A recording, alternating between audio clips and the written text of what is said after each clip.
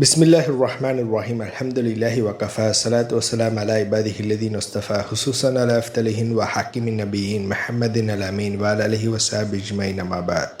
கிட்டத்தட்ட நீண்ட நாட்கள் பயணத்திற்கு பிறகு அந்த இஸ்ரவேலர்கள் எல்லாருமே தூர் சினாய் மலையின் பக்கம் வந்து சேர்றாங்க. இந்த பயணம் கிட்டத்தட்ட 3 மாதங்கள் ஆனதுன்னு சொல்லிட்டு வரலாற்று குறிப்புகளில் பதிவு செய்யப்பட்டுள்ளது. இந்த மூசா அலைஹிஸ்ஸலாத்து வஸ்ஸலாம் வாழ்க்கை வரலாற்றிலேயே இந்த தூர் சினாய் மலை ஒரு முக்கியமான ரோல் ப்ளே பண்ணியிருக்கு. முதல்ல அல்லாஹு தாலா மூசா அலைஹிஸ்ஸலாத்து வஸ்ஸலாம் அவர்கள்ட்ட பேசியது இந்த தூர் சினாய் மலையில் இருக்கக்கூடிய துவா அப்படின்னு சொல்லக்கூடிய ஒரு பள்ளத்தாக்கில் தான். இதற்கப்புறம் இஸ்ரவேலர்களுக்கு இறங்கப்படக்கூடிய எல்லா சட்டங்களுமே அந்த தூர் சினாய் மலையில் தான் வருது. இது வரைக்குமே அந்த இஸ்ரவேலர்களுக்கு நசீஹத்து தான் கொடுக்கப்பட்டிருக்கு, அதாவது அட்வைஸ். அதாவது அந்த இஸ்ரவேலர்களுக்கு எல்லாமே உபதேசம் மட்டும்தான், ஒரு சாதாரண உபதேசம் மட்டும்தான் கொடுக்கப்பட்டிருக்கு. இதற்கப்புறம் தான் அல்லாஹு தாலா அந்த இஸ்ரவேலர்களுக்கு ஷரியத்து சட்டத்தை வழங்குறான். அதாவது நமக்கு எப்படி கடமையான விஷயங்கள்லாம் இருக்குதோ அதே போன்று இஸ்ரவேலர்களுக்கு அல்லாஹு தாலா ஒரு சில ஷரியத்து சட்டம், கடமையான சட்டங்களை இறக்கி வைக்கிறான். மூசா அலைஹிஸ்ஸலாத்து வஸ்ஸலாம் வரலாற்று தொடரில் இது கொஞ்சம் பெருசாக தான் போகும். ஏன்னு சொன்னால் ஒரு சில முக்கியமான படிப்பினைலாம் இந்த தொடரில் இருக்குது. சரி, இப்போது மூசா அலைஹிஸ்ஸலாத்து வஸ்ஸலாம் அவர்களும் அவர்களுடைய சமுதாயமும் இந்த தூர் சினாய் மலையை நெருங்கிய போது இப்போது அல்லாஹு தாலா மூசா அலைஹிஸ்ஸலாத்து வஸ்ஸலாம் அவர்களுக்கு வஹி அறிவிக்கிறான். இந்த வஹியின் போது மூசா அலைஹிஸ்ஸலாத்து வஸ்ஸலாம் அந்த சீனாய் மலையின் மேல் தரத்தில் இருந்தாங்கன்னு சொல்லிட்டு தான் வலிமையான கருத்து. அந்த மக்கள் எல்லாருமே இந்த சீனாய் மலைக்கு கீழே தான் இருக்கிறாங்க. மூசா அலைஹிஸ்ஸலாத்து வஸ்ஸலாம் மட்டும் இந்த சீனாய் மலையில் இருக்கிறாங்க. இப்போது அல்லாஹு தாலா மூசா அலைஹிஸ்ஸலாத்து வஸ்ஸலாம் அவங்கள்ட்ட பேசுகிறான். மூசாவே, நான் இப்ராஹிம் அலைஹிஸ்ஸலாத்து வஸ்ஸலாம் அவங்கள்ட்ட கொடுத்த அந்த வாக்குறுதியின்படி நான் உங்களுக்கு கிலாஃபத்தை கொடுக்க போகிறேன். கிலாஃபத்துன்னு சொன்னால் ஆட்சி அதிகாரம். போன தொடர்கள்லாம் இதை பற்றி சொல்லியிருப்பேன். அப்படி இருந்தாலும் லைட்டாக அதை பற்றி நான் சொல்லிட்டு வரேன். ஏன்னா ஒரு சில மக்கள் புதுசாக பார்ப்பாங்கல்ல, அதுக்காண்டி. ஒவ்வொரு காலகட்டத்திலையும் ஒவ்வொரு எம்பையர் வல்லரசு நாடாக இருப்பாங்க. எடுத்துக்காட்டாக சொல்லணுன்னா இப்போ எப்படி அமெரிக்கா இருக்குது அதே மாதிரி. அப்போ அல்லாஹு தாலா இந்த இஸ்ரவேலர்களுக்கு ஆட்சி அதிகாரத்தை கொடுக்கணும்னு சொல்லிட்டு முடிவு பண்ணுறான். அந்த ஆட்சியை கிலாஃபத்தின் அடிப்படையில் இந்த இஸ்ரவேலர்கள் நிலைநாட்டணும். அதாவது அல்லாஹு தாலாவுடைய ஆட்சி அதிகாரத்தின் அடிப்படையில் இந்த கிலாஃபத்தை நிலைநாட்டணும். இப்போ நம்ம இந்தியாவில் இருக்கும்போது எப்படி இந்தியன் கான்ஸ்டியூஷனுக்கு கட்டுப்பட்டு நடக்கிறோம். இந்த இந்தியன் கான்ஸ்டியூஷன் எல்லாமே அம்பேத்கர் எப்படி டிராஃப்ட் பண்ணாங்கன்னு சொன்னால் அமெரிக்கா, யுனைடெட் கிங்டம், ஒரு சில இடத்துல கம்யூனிசம், இது எல்லாத்தையுமே டிட்டோ பண்ணி தான் அம்பேத்கர் டிராஃப்ட் பண்ணியிருப்பாங்க. அதாவது ஷார்ட்டாக சொல்லணும்னா இந்த இந்தியன் கான்ஸ்டியூஷனுடைய இந்த ப்ரியாம்பிள் லா எல்லாமே எப்படி இருக்குன்னு சொன்னால் அமெரிக்கா, யுனைடெட் கிங்டம், ஒரு சில இடத்துல கம்யூனிசம், அதே மாதிரி தான் இருக்கும். அதே மாதிரி எக்கனாமி எல்லாமே எப்படி இருக்குன்னா கேபிட்டலிசம், கம்யூனிசம் ரெண்டுமே சேர்ந்து ஒரு மிக்ஸ்டிசமாக இருக்கும். இதுவே அந்த காலத்தில் அல்லாஹு தாலா வாக்குறுதி கொடுத்த அந்த கிலாஃபத் எப்படின்னு சொன்னால் ஃபுல் அண்ட் ஃபுல் அல்லாஹு தாலா சொன்ன சட்டத்தின் கீழே இருக்கும். ஷார்ட்டாக சொல்லணுன்னா ஒரு எக்கனாமியை வச்சு ஒரு எக்ஸாம்பிள் சொல்கிறேனே, ஒரு இஸ்லாமிய ஆட்சி நடந்துச்சுன்னு சொன்னால் அல்லாஹு தாலா வட்டி எதிர்க்கிறாங்களா? ஒரு இஸ்லாமிய நாடில் வட்டியை அடிப்படையாக கொண்ட எந்தவித பேங்குமே இருக்காது. அதாவது அந்த நாட்டில் இஸ்லாமிக் பேங்க் இருக்கும், ஆனால் வட்டி இல்லாத கடன் கொடுப்பாங்க. எடுத்துக்காட்டாக சொல்லணும்னா அமானா பேங்க் சொல்லலாம். ஸோ இப்படிப்பட்ட ஒரு ஆட்சியை இந்த உலகத்தில் நிலைநாட்டுவதற்காக அல்லாஹு தாலா இப்ராஹிம் அலைஹிஸ்ஸலாத்து வஸ்ஸலாம் அவர்களை தேர்ந்தெடுத்தான். இதற்கு இப்ராஹிம் அலைஹிஸ்ஸலாத்து வஸ்ஸலாம் சொன்னாங்க, கால உமன் துர்ரியத்தி, என்னுடைய சந்ததிகளுக்கு அந்த வாய்ப்பை கூடிய அல்லாஹ் அப்படின்னு கேட்டாங்க. ஸோ இதன் அடிப்படையில் அல்லாஹு தாலா மூசா அலைஹிஸ்ஸலாத்து வஸ்ஸலாம் அவர்களை தூர் சினாய் மலையின் மீது அழைத்து அல்லாஹு தாலா மூசா நபிட்ட பேசுகிறான். மூசாவே, நான் இப்ராஹிம் நபிட்ட கொடுத்த அந்த வாக்குறுதியை நிறைவேற்ற போகிறேன். உன்னுடைய சமுதாயத்தை இந்த உலகத்துக்கே இமாமாக்க போகிறேன். But one condition. அந்த கண்டிஷன் என்னன்னு சொன்னால், நான் இப்ராஹிம் நபிட்ட கொடுத்த அந்த வாக்குறுதியை நிறைவேற்றணும்னு சொன்னால் அந்த இஸ்ரவேலர்கள் நான் ஒரு வாக்குறுதி கேட்பேன், அதை நிறைவேற்றணும்னு கேட்பான். அதாவது அல்லாஹு தாலா டிமாண்ட் பண்ணுறான், உங்களுக்கு இமாமத்து வேணும்னு சொன்னால் நீங்கள் என்கிட்ட ஒரு வாக்குறுதி கொடுக்கணும். அந்த வாக்குறுதியை நீங்கள் நிறைவேற்றினாதான் நான் உங்களுக்கு இமாமத்தை கொடுப்பேன் அப்படின்னு சொல்லிட்டு அல்லாஹு தாலா மூசா நபிட்ட சொல்கிறான். அது என்ன வாக்குறுதி கேட்குறான் அல்லாஹு தாலா? அதை எடுத்த உடனே மூசா நபிட்ட அல்லாஹு தாலா சொல்லலை. ஃபஸ்ட்டு அல்லாஹு தாலா என்ன சொன்னான்னா, நீ உன் சமுதாயத்திட்ட போய் கேட்டுட்டு வா, நான் ஒரு வாக்குறுதி கேட்பேன், அதை உன் சமுதாயம் கொடுக்க ரெடியாக இருக்கிறாங்களா, அதாவது அந்த வாக்குறுதியை கடைப்பிடிப்பதற்கு தயாராக இருக்கிறாங்களா அப்படின்னு நீ கேட்டுட்டு வா அப்படின்னு சொல்லிட்டு அல்லாஹு தாலா மூசா நபியை அனுப்பி வைக்கிறான்.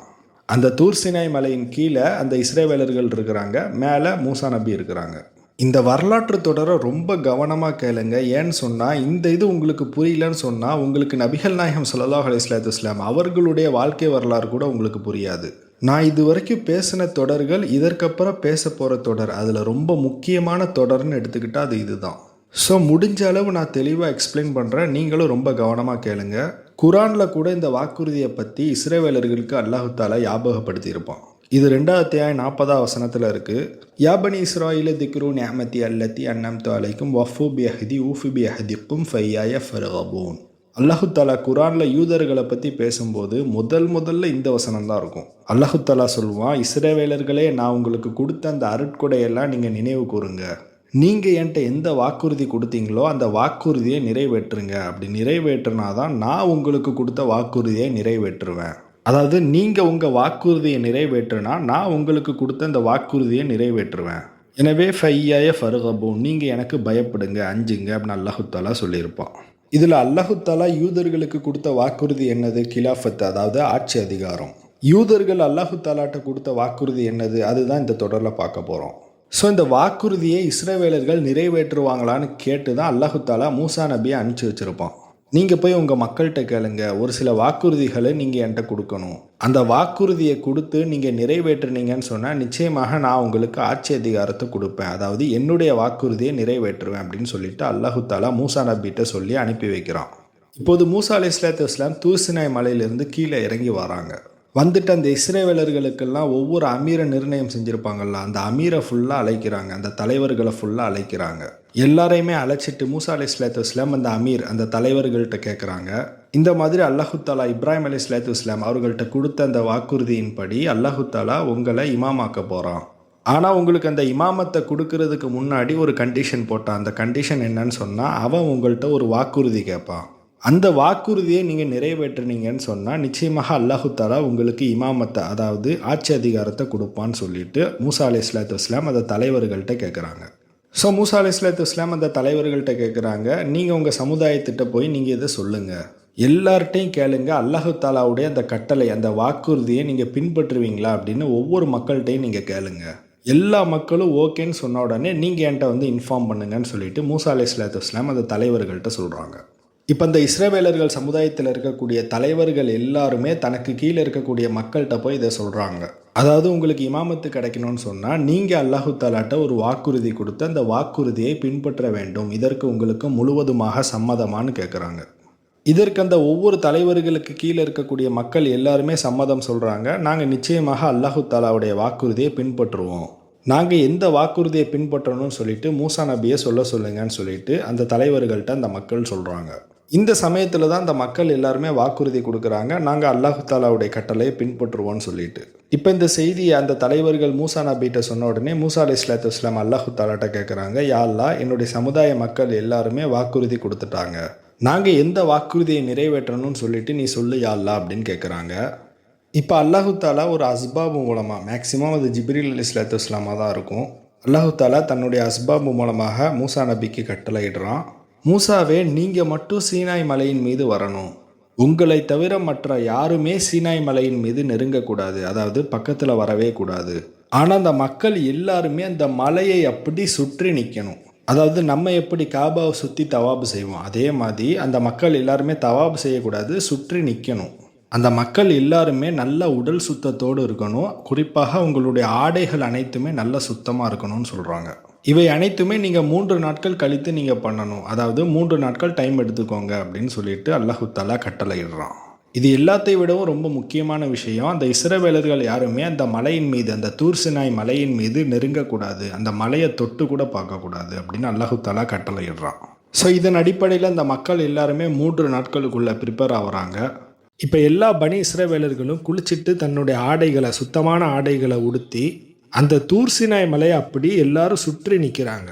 அந்த இடத்துல மூசா அலைஹிஸ்ஸலாத்து வஸ்ஸலாம் சொல்கிறாங்க, யாருமே இந்த பவுண்டரியை கிராஸ் பண்ணி வரக்கூடாது, எந்த அளவுக்குன்னு சொன்னால் உங்களுடைய கால்நடைகள் கூட வரக்கூடாது, அப்படி வந்து இந்த மலையை தொட்டுச்சுன்னு சொன்னால் அது இறந்துரும், யாராக இருந்தாலும் இறந்து போயிடுவாங்க அப்படிங்கிறத மூசா அலைஹிஸ்ஸலாத்து வஸ்ஸலாம் அந்த மக்கள்கிட்ட சொல்கிறாங்க. இப்போ மூசா நபி மட்டும் அந்த சீனாய் மலையின் நெருக்கத்தில் நிற்கிறாங்க, அதாவது அந்த மலையின் மீதே நிற்கிறாங்க. அந்த மக்களும் மூசா அலைஹிஸ்ஸலாத்து வஸ்ஸலாம் அவங்களும் பார்க்கக்கூடிய தூரத்தில் தான் இருக்கிறாங்க. ஷார்ட்டாக சொல்லணும்னா அந்த பவுண்ட்ரிக்கு வெளியில் அந்த மக்கள் இருக்கிறாங்க, அந்த பவுண்ட்ரிக்குள்ளே மூசா அலைஹிஸ்ஸலாத்து வஸ்ஸலாம் இருக்கிறாங்க. இப்போ கடுமையான இடியும் மின்னலும் அடிக்குது, அவர்கள் நிற்கக்கூடிய இடத்தை அடர்ந்த மேகம் சூழ்ந்து கொண்டது. இப்போ அந்த இடத்த சுற்றி எக்கால சத்தம் மாதிரி கேட்குது, அதாவது சூர் ஊதுற சத்தம் மாதிரி கேட்குது. இப்போ அந்த சீனாய் மலை ஃபுல்லாக நடுங்க ஆரம்பிக்குது. இதை பார்த்து அந்த இஸ்ரவேலர்கள் எல்லாருமே பயந்து போயிட்டாங்க. பத்தாவதுக்குன்னு அந்த மலையில் புகையும் நெருப்பும் உண்டாகுது. இந்த காட்சியை பார்த்துட்டு அந்த இஸ்ரவேலர்கள் எல்லாருமே பயத்தில் நடுங்கிட்டு இருக்கிறாங்க.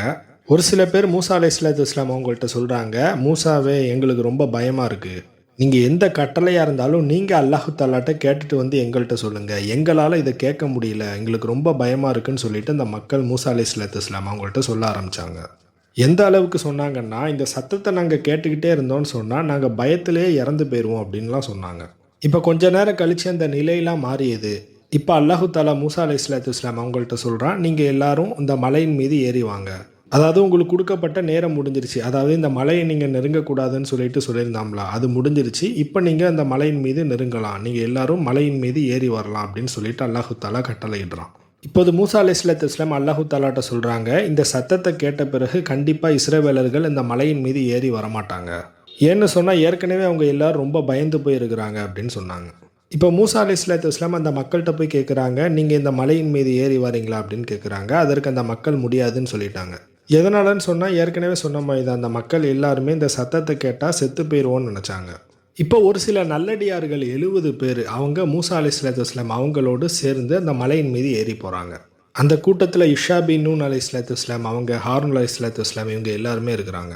இப்போ தான் அல்லாஹு தாலா மூசா அலைஹிஸ்ஸலாத்து வஸ்ஸலாம் அவங்களுக்கும் அவங்களுடைய சமுதாயத்துக்கும் சட்டத்தை இறக்குறான். இப்போ அல்லாஹு தாலா எப்படி நிற்க சொல்கிறான்னு சொன்னால் 70 பேரும் பின்னாடி நிற்பாங்க, மூசா அலைஹிஸ்ஸலாத்து வஸ்ஸலாம் இமாம் அவங்க முன்னாடி வந்து நிற்பாங்க. இப்போ அல்லாஹு தாலா சட்டத்தை இறக்குறான். இந்த சட்டங்கள் தான் அல்லாஹு தாலா அந்த இஸ்ரவேலர்கள்ட்ட கேட்ட அந்த வாக்குறுதி. இந்த கட்டளைகள் தான் 10 கமாண்ட்மெண்ட்ஸ், ரொம்ப ஃபேமஸானது. இந்த கட்டளைகளை ஃபுல்லாக சொன்ன உடனே அந்த 12 தலைவர்கள் மூலமாக ஒவ்வொருத்தங்களும் ஒவ்வொரு குலத்தில் போய் அந்த இஸ்ரவேலர்கள்ட்ட வாக்குறுதி வாங்கினாங்க. அதாவது இந்த 10 கட்டளைகளையுமே நீங்கள் ஃபாலோ பண்ணணும்னு சொல்லிட்டு அவங்களுடைய மக்கள்கிட்ட வாக்குறுதி வாங்கினாங்க. இது என்ன கட்டளைகள்லான்னு பார்த்தா, அதில் முதல் கட்டளை, முதல் ஃபண்டமெண்டல் என்னன்னு சொன்னால், அபுதுல்லாஹு வஹதஹு வலா தத்தஹிது லஹு ஷரீகன், அல்லாஹு தாலாவை தவிர மற்ற யாரையுமே வணங்கக்கூடாது, அதே போன்று அல்லாஹு தாலாவிற்கு இணை வைக்கக்கூடாதுன்னு அல்லாஹு தாலா சொல்கிறான். அதாவது ரப்பானியத்து, இலாஹியத்து, முல்கியத்து இது அல்லாஹு தாலாவுக்கு மட்டும்தான் சொந்தம். அல்லாஹு தாலாவுக்கு கொடுக்கக்கூடிய அந்த தகுதியை மற்ற யாருக்கும் கொடுக்கக்கூடாதுன்னு அல்லாஹு தாலா சொல்கிறான். ஸோ முதல் கட்டளை அல்லாஹு தாலாவை மட்டுமே வணங்க வேண்டும், அவனுக்கு இணை வைக்கக்கூடாது. இது பார்த்தீங்கன்னா குரானில் 6வது அத்தியாயம் 151வது வசனத்தில் இதை பற்றி சொல்லியிருப்போம். இரண்டாவதாக லா தஸ்னவு அஸ்னாமன் லில் இபாதத்தி, இது என்னன்னு சொன்னால் நீங்கள் சிலையை வணங்கக்கூடாது. உலகம் தோன்றிய காலத்திலிருந்து அந்த பீரியட் வரைக்குமே மிகப்பெரிய வழிகேடாக பார்க்கப்பட்டதுன்னு சொன்னால் இந்த சிலை வழிபாடு. ஸோ அல்லாஹு தாலா இந்த உலகத்தில் அல்லாஹு தாலாவால் படைக்கப்பட்ட பொருளை நீங்கள் வணங்கக்கூடாதுன்னு அல்லாஹு தாலா கட்டளையிடுறான். இதுவும் 6வது அத்தியாயம் 151வது வசனத்திலே அல்லாஹு தாலா சொல்லியிருப்பான். மூன்றாவதாக என்ன கட்டளைன்னு சொன்னால், வ அன்னஹா அனில் ஹல்ஃபி பில்லாஹி காதிபா, அல்லாஹு தாலாவுடைய பேரை வச்சு பொய் சத்தியம் செய்யக்கூடாது. நான்காவதாக வல் அம்ரு பில் முஹாஃபலத்தி அல சபத், சபத் என்று அழைக்கப்படக்கூடிய அந்த சனிக்கிழமை, அந்த புனிதமான நாளில் நீங்கள் அல்லாஹு தாலாவை வணங்கணும். அந்த சபத்து நாளை நீங்கள் கடைப்பிடிக்கணும். அந்த நேரத்தில் நீங்கள் வியாபாரம் எதுவும் செய்யக்கூடாது, குறிப்பாக வேலைக்கு போகக்கூடாது, தொழில் பண்ண போகக்கூடாதுன்னு அல்லாஹு தாலா சொன்னான். இது குரானில் 6வது அத்தியாயம் 151லேருந்து 53 வரைக்கும் அந்த வசனங்களில் இது வராது, மற்ற இடங்களில் இந்த வசனம் வந்திருக்கும். அதாவது மற்ற வசனங்களில் யூதர்களுக்கு இந்த சபத் என்ற நாள் குறிக்கப்பட்டது, அந்த நாளில் மீன் பிடிக்க போகக்கூடாதுன்னு அல்லாஹு தாலா கட்டளை இட்டதை மற்ற வசனங்களில் அல்லாஹு தாலா சொல்லியிருப்போம். ஸோ 4வது கட்டளை சபத் என்ற நாளை கடைபிடிக்க வேண்டும். இப்போ 5வது கட்டளை என்னன்னு சொன்னால், ஒவ்வொருத்தங்களுடைய தாய் தந்தையரை நீங்கள் கண்ணியப்படுத்தணும், அவர்களுக்கு செய்யக்கூடிய பணிவிடைகளை நீங்கள் செய்யணும் அப்படின்னு சொல்லிட்டு அல்லாஹு தாலா இதையும் 6வது அத்தியாயம் 151வது வசனத்திலே சொல்லியிருப்போம். 6வது என்ன கட்டளைன்னு சொன்னால், லா தக்குத்துல், நீங்கள் யாரும் அநியாயமான முறையில் ஒருத்தரை கொல்லக்கூடாதுன்னு அல்லாஹு தாலா சொல்லியிருப்போம். இதை பற்றி அல்லாஹு தாலா 6வது அத்தியாயம் 151வது வசனத்தில், நீங்கள் வறுமைக்காக பயந்து உங்களுடைய குழந்தைகளை கொலை செய்யாதீங்க அப்படின்னு சொல்லியிருப்பான். அதே போன்று எந்த ஒரு ஆத்மாவையும் அநியாயமான முறையில் கொலை செய்யாதீங்கன்னு சொல்லியிருப்போம். 7வது கட்டளை என்னன்னு சொன்னால், வலா தசுன், உங்களில் யாரும் விபச்சாரம் செய்யக்கூடாதுன்னு சொல்லிட்டு அல்லாஹு தாலா தடுத்திருப்பான். இதே அல்லாஹு தாலா 6வது அத்தியாயம் 151வது வசனத்தில் மானக்கேடான செயலை செய்யாதீங்க. ஸோ இதில் மானக்கேடான விஷயம் என்னன்னு சொன்னால் விபச்சாரத்தை குறிக்குது. அடுத்து 8வது கட்டளை என்னன்னு சொன்னால், வலா தஸ்ரிக், உங்களில் யாருமே திருடாதீங்கன்னு சொல்லிட்டு அல்லாஹு தாலா கட்டளையிட்டு இருப்போம். இதனை அல்லாஹு தாலா 6வது அத்தியாயம் 152வது வசனத்தில், அனாதையுடைய சொத்துக்களை நீங்கள் பறிக்காதீங்க, திருடாதீங்க, அளவு நிறுவையில் மோசடி செய்யாதீங்க, இதுவும் திருட்டில் தான் வரும். 9வது கட்டளை என்னன்னு சொன்னால், உங்களில் யாரும் பொய் சாட்சி சொல்லக்கூடாது. இதனை அல்லாஹ் தாலா 6வது அத்தியாயம் 152வது வசனத்தில் சொல்லியிருப்பான். உங்களுடைய நெருங்கிய உறவினர்கள் தப்பு பண்ணாலும் அந்த இடத்துல நீங்கள் நியாயமாக தான் நடந்துக்கணும். உங்கள் உறவினருக்காக வேண்டி நீங்கள் பொய் சாட்சி சொல்லக்கூடாதுன்னு அல்லாஹு தாலா சொல்லியிருப்பான். 10வது கட்டளை என்னன்னு சொன்னால் வலா தஸ்தஹி, நீங்கள் எப்போவும் பிறருடைய பொருளுக்கு ஆசைப்படாதீங்க. அது அல்லாஹு தாலா அவங்களுக்கு கொடுத்தது. ஒரு சில பேருக்கு அல்லாஹு தாலா சிறந்த பொருளாதாரத்தை கொடுத்துருப்பான், ஒரு சில பேருக்கு அல்லாஹு தாலா அழகான மனைவியை கொடுத்துருப்பான். ஸோ நீங்கள் பிறருடைய பொருளுக்கு ஆசைப்படாதீங்கன்னு சொல்லிட்டு அல்லாஹு தாலா 10வது கட்டளையாக சொல்லியிருப்பான். இந்த 10 கட்டளைகளை அல்லாஹு தாலா ஏன் அந்த மக்களுக்கு கடமையாக்குறான்னு சொன்னால், அந்த மக்கள் ஏற்கனவே இந்த தப்பெல்லாம் பண்ணிட்டு இருந்தாங்க. ஃபர்ஸ்ட் அந்த மக்களுக்கு இமாமத்தை கொடுக்கறதுக்கு முன்னாடி அந்த மக்களை பியூரிஃபை பண்ணணும். இதன் காரணத்தினால தான் அல்லாஹு தாலா இந்த 10 கட்டளைகளையுமே அந்த மக்களிடம் வழங்கி, நீங்கள் இந்த கட்டளைகளை, இந்த வாக்குறுதியை நிறைவேற்றுங்க, நான் உங்கள்கிட்ட கொடுத்த அந்த வாக்குறுதியை நிறைவேற்றுறேன்னு சொல்லிட்டு அல்லாஹு தாலா சொல்லியிருப்பான். இந்த 10 கட்டளைகள்லையுமே அல்லாஹு தாலா தடை மட்டும்தான் செஞ்சிருப்பான், அதாவது ஹராமான விஷயத்தை மட்டும்தான் சொல்லியிருப்பான். இப்போ நன்மையான விஷயங்கள் என்னென்னலாம் செய்ய சொல்கிறான்னு சொன்னால், இது பார்த்தீங்கன்னா சூரா மாயிதாவில் 12வது வசனத்தில் இருக்குது. வலக்கத் அஹதல்லாஹு மீசாக பனி இஸ்ராஈல வபாஸ்னா மின்ஹும் 12 நகீபா. அல்லாஹு தாலா அந்த பனி இஸ்ராயல் சமுதாயத்தில் இருக்கக்கூடிய 12 தலைவர்களை அனுப்பி இஸ்ராயல் சமுதாயத்தின் மீது வாக்குறுதி வாங்கினான். அதாவது இந்த 10 கமாண்ட்மெண்ட்ஸ், இந்த 10 கட்டளைகளையுமே இந்த 12 தலைவர்களும் அவங்க மக்கள்கிட்ட போய் சொல்லி வாக்குறுதி வாங்குறாங்க. ஏன்னு சொன்னால் இதுவரையில் அந்த மக்கள் எல்லாருமே இந்த தவறுகளை சர்வசாதாரணமாக பண்ணிட்டு இருந்தாங்க. ஸோ இந்த 12 தலைவர்கள் போய் நீங்கள் இந்த தவறுகள் எதுவுமே பண்ணக்கூடாது இனிமே அப்படின்னு சொல்லிட்டு வாக்குறுதி வாங்குறாங்க. காலல்லாஹு இன்னி மேக்கும், நிச்சயமாக அல்லாஹு தாலா உங்கள் கூடயே தான் இருக்கிறான். அதாவது நீங்கள் என்ன நன்மை செய்கிறீங்க தீமை செய்கிறீங்கிறத எல்லாத்தையுமே கண்காணிப்பவனாக இருக்கிறான். இன் அகம்து முஸ்ஸலாத்த வாத்தைத்து முஸ்ஸகாத்த, நீங்கள் தொழுகையை நிலைநாட்டணும், ஜக்காத்து கொடுத்து வரணும். ஆமந்தும் பிருசுலி வஸ்ஸர்துமூஹும், அல்லாஹு தாலாவுடைய ரசூல்மார்கள் இருக்கிறாங்களா, அதாவது மூசா அலைஹிஸ்ஸலாத்து வஸ்ஸலாம், ஹாரூன் அலைஹிஸ்ஸலாத்து வஸ்ஸலாம், இவர்களை எல்லாம் விசுவாசித்து இவங்களுக்கு கட்டுப்பட்டு நடக்கணும். அக்கரர்துமுல்லாஹு கர்தன் ஹசனன் லா யுகஃபிரன்ன அன்கும், நீங்கள் அல்லாஹு தாலாவுடைய பாதையில் அழகிய கடன்கள் கொடுக்கணும். அதாவது இதற்கு என்ன மீனிங்னு சொன்னால், ஏழை மக்களுக்கு உதவி செய்யணும், இஸ்லாத்தை நிலைநாட்டுவதற்கு, அதாவது இகாமுத்தீனை நிலைநாட்டுவதற்கு நம்ம காசு செலவு பண்ணணும், அழகிய முறையில் கடன் கொடுக்கணும்னு அல்லாஹு தாலா சொல்கிறான். அன்கும் செய்யாத்திக்கும் வௌதுஹில் அன்னக்கும் ஜன்னாத்தியோ தஜ்ரீமியோ தஹ்திஹல் அன்ஹார், இதெல்லாம் செஞ்சீங்கன்னு சொன்னால் இதற்கு முன்னாடி நீங்கள் செஞ்ச பாவங்களை எல்லாம் மன்னித்து நீர் அருவிகள் ஓடக்கூடிய சுவனபதியில், அதாவது சொர்க்கத்தில் உங்களை நுழைய வைப்பான். ஃபமன் கஃபர பஅத தாலிக மின்கும் ஃபக்கத் ضل سواء السبيل, இது அல்லாமல் நீங்கள் மறுபடியும் நீங்கள் நிராகரிச்சிங்கன்னு சொன்னால் நீங்கள் நிச்சயமாக தீய வழியில் தான் போகிறீங்கன்னு அல்லாஹு தாலா சொல்கிறான். அதாவது இந்த 10 கட்டளைகள் வழங்கியாச்சு, இதற்கப்புறமும் யாராவது ஒருத்தர் இந்த கட்டளை நிராகரிச்சிங்கன்னு சொன்னால் நீங்கள் தீய வழியில் போகிறீங்க, நிச்சயமாக அவர் வழி தவறி விட்டார்னு அல்லாஹு தாலா இந்த வசனத்தில் சொல்கிறான். இப்போ மூசா அலைஹிஸ்ஸலாத்து வஸ்ஸலாம் அவர்களும் அந்த 70 பேரும் அந்த மலையில் தான் இருக்கிறாங்க. இப்போ மூசா அலைஹிஸ்ஸலாத்து வஸ்ஸலாம் அந்த 70 தலைவர்கள்ட்டையும் சொல்கிறாங்க, நீங்கள் கீழே போய் இந்த 10 கட்டளைகளையும் அந்த இஸ்ரவேலர்கள்ட்ட சொல்லுங்கள். குறிப்பாக அந்த 12 குலத்துடைய தலைவர்கள் இருக்கிறாங்களா, அந்த தலைவர்கள் ஒவ்வொருத்தங்களும் தன்னுடைய குலத்திட்ட வாக்குறுதி வாங்கணும். அதாவது இந்த 10 கட்டளையையும் பின்பற்றுவோம், இதற்கு ஒருபோதும் மாறு செய்ய மாட்டோம்னு சொல்லிட்டு அந்த தலைவர்கள் அவங்களுடைய மக்கள்கிட்ட வாக்குறுதி வாங்கணும். ஸோ நீங்கள் எல்லோரும் கீழே போங்க, நான் அல்லாஹு தாலாட்ட ஒரு சில சட்டங்களை வாங்கிட்டு தான் நான் வருவேன் அப்படின்னு சொல்லிட்டு மூசா அலைஹிஸ்ஸலாத்து வஸ்ஸலாம் அந்த 70 பேர்கிட்டையும் சொல்கிறாங்க. இப்போ அந்த கூட்டத்திற்கு, ஒட்டுமொத்த இஸ்ரவேலர்கள் கூட்டத்திற்கும் யார் அமீராக, அதாவது கலீஃபாவாக தேர்ந்தெடுக்கிறாங்கன்னு சொன்னால் அது ஹாரூன் அலைஹிஸ்ஸலாத்து வஸ்ஸலாம்.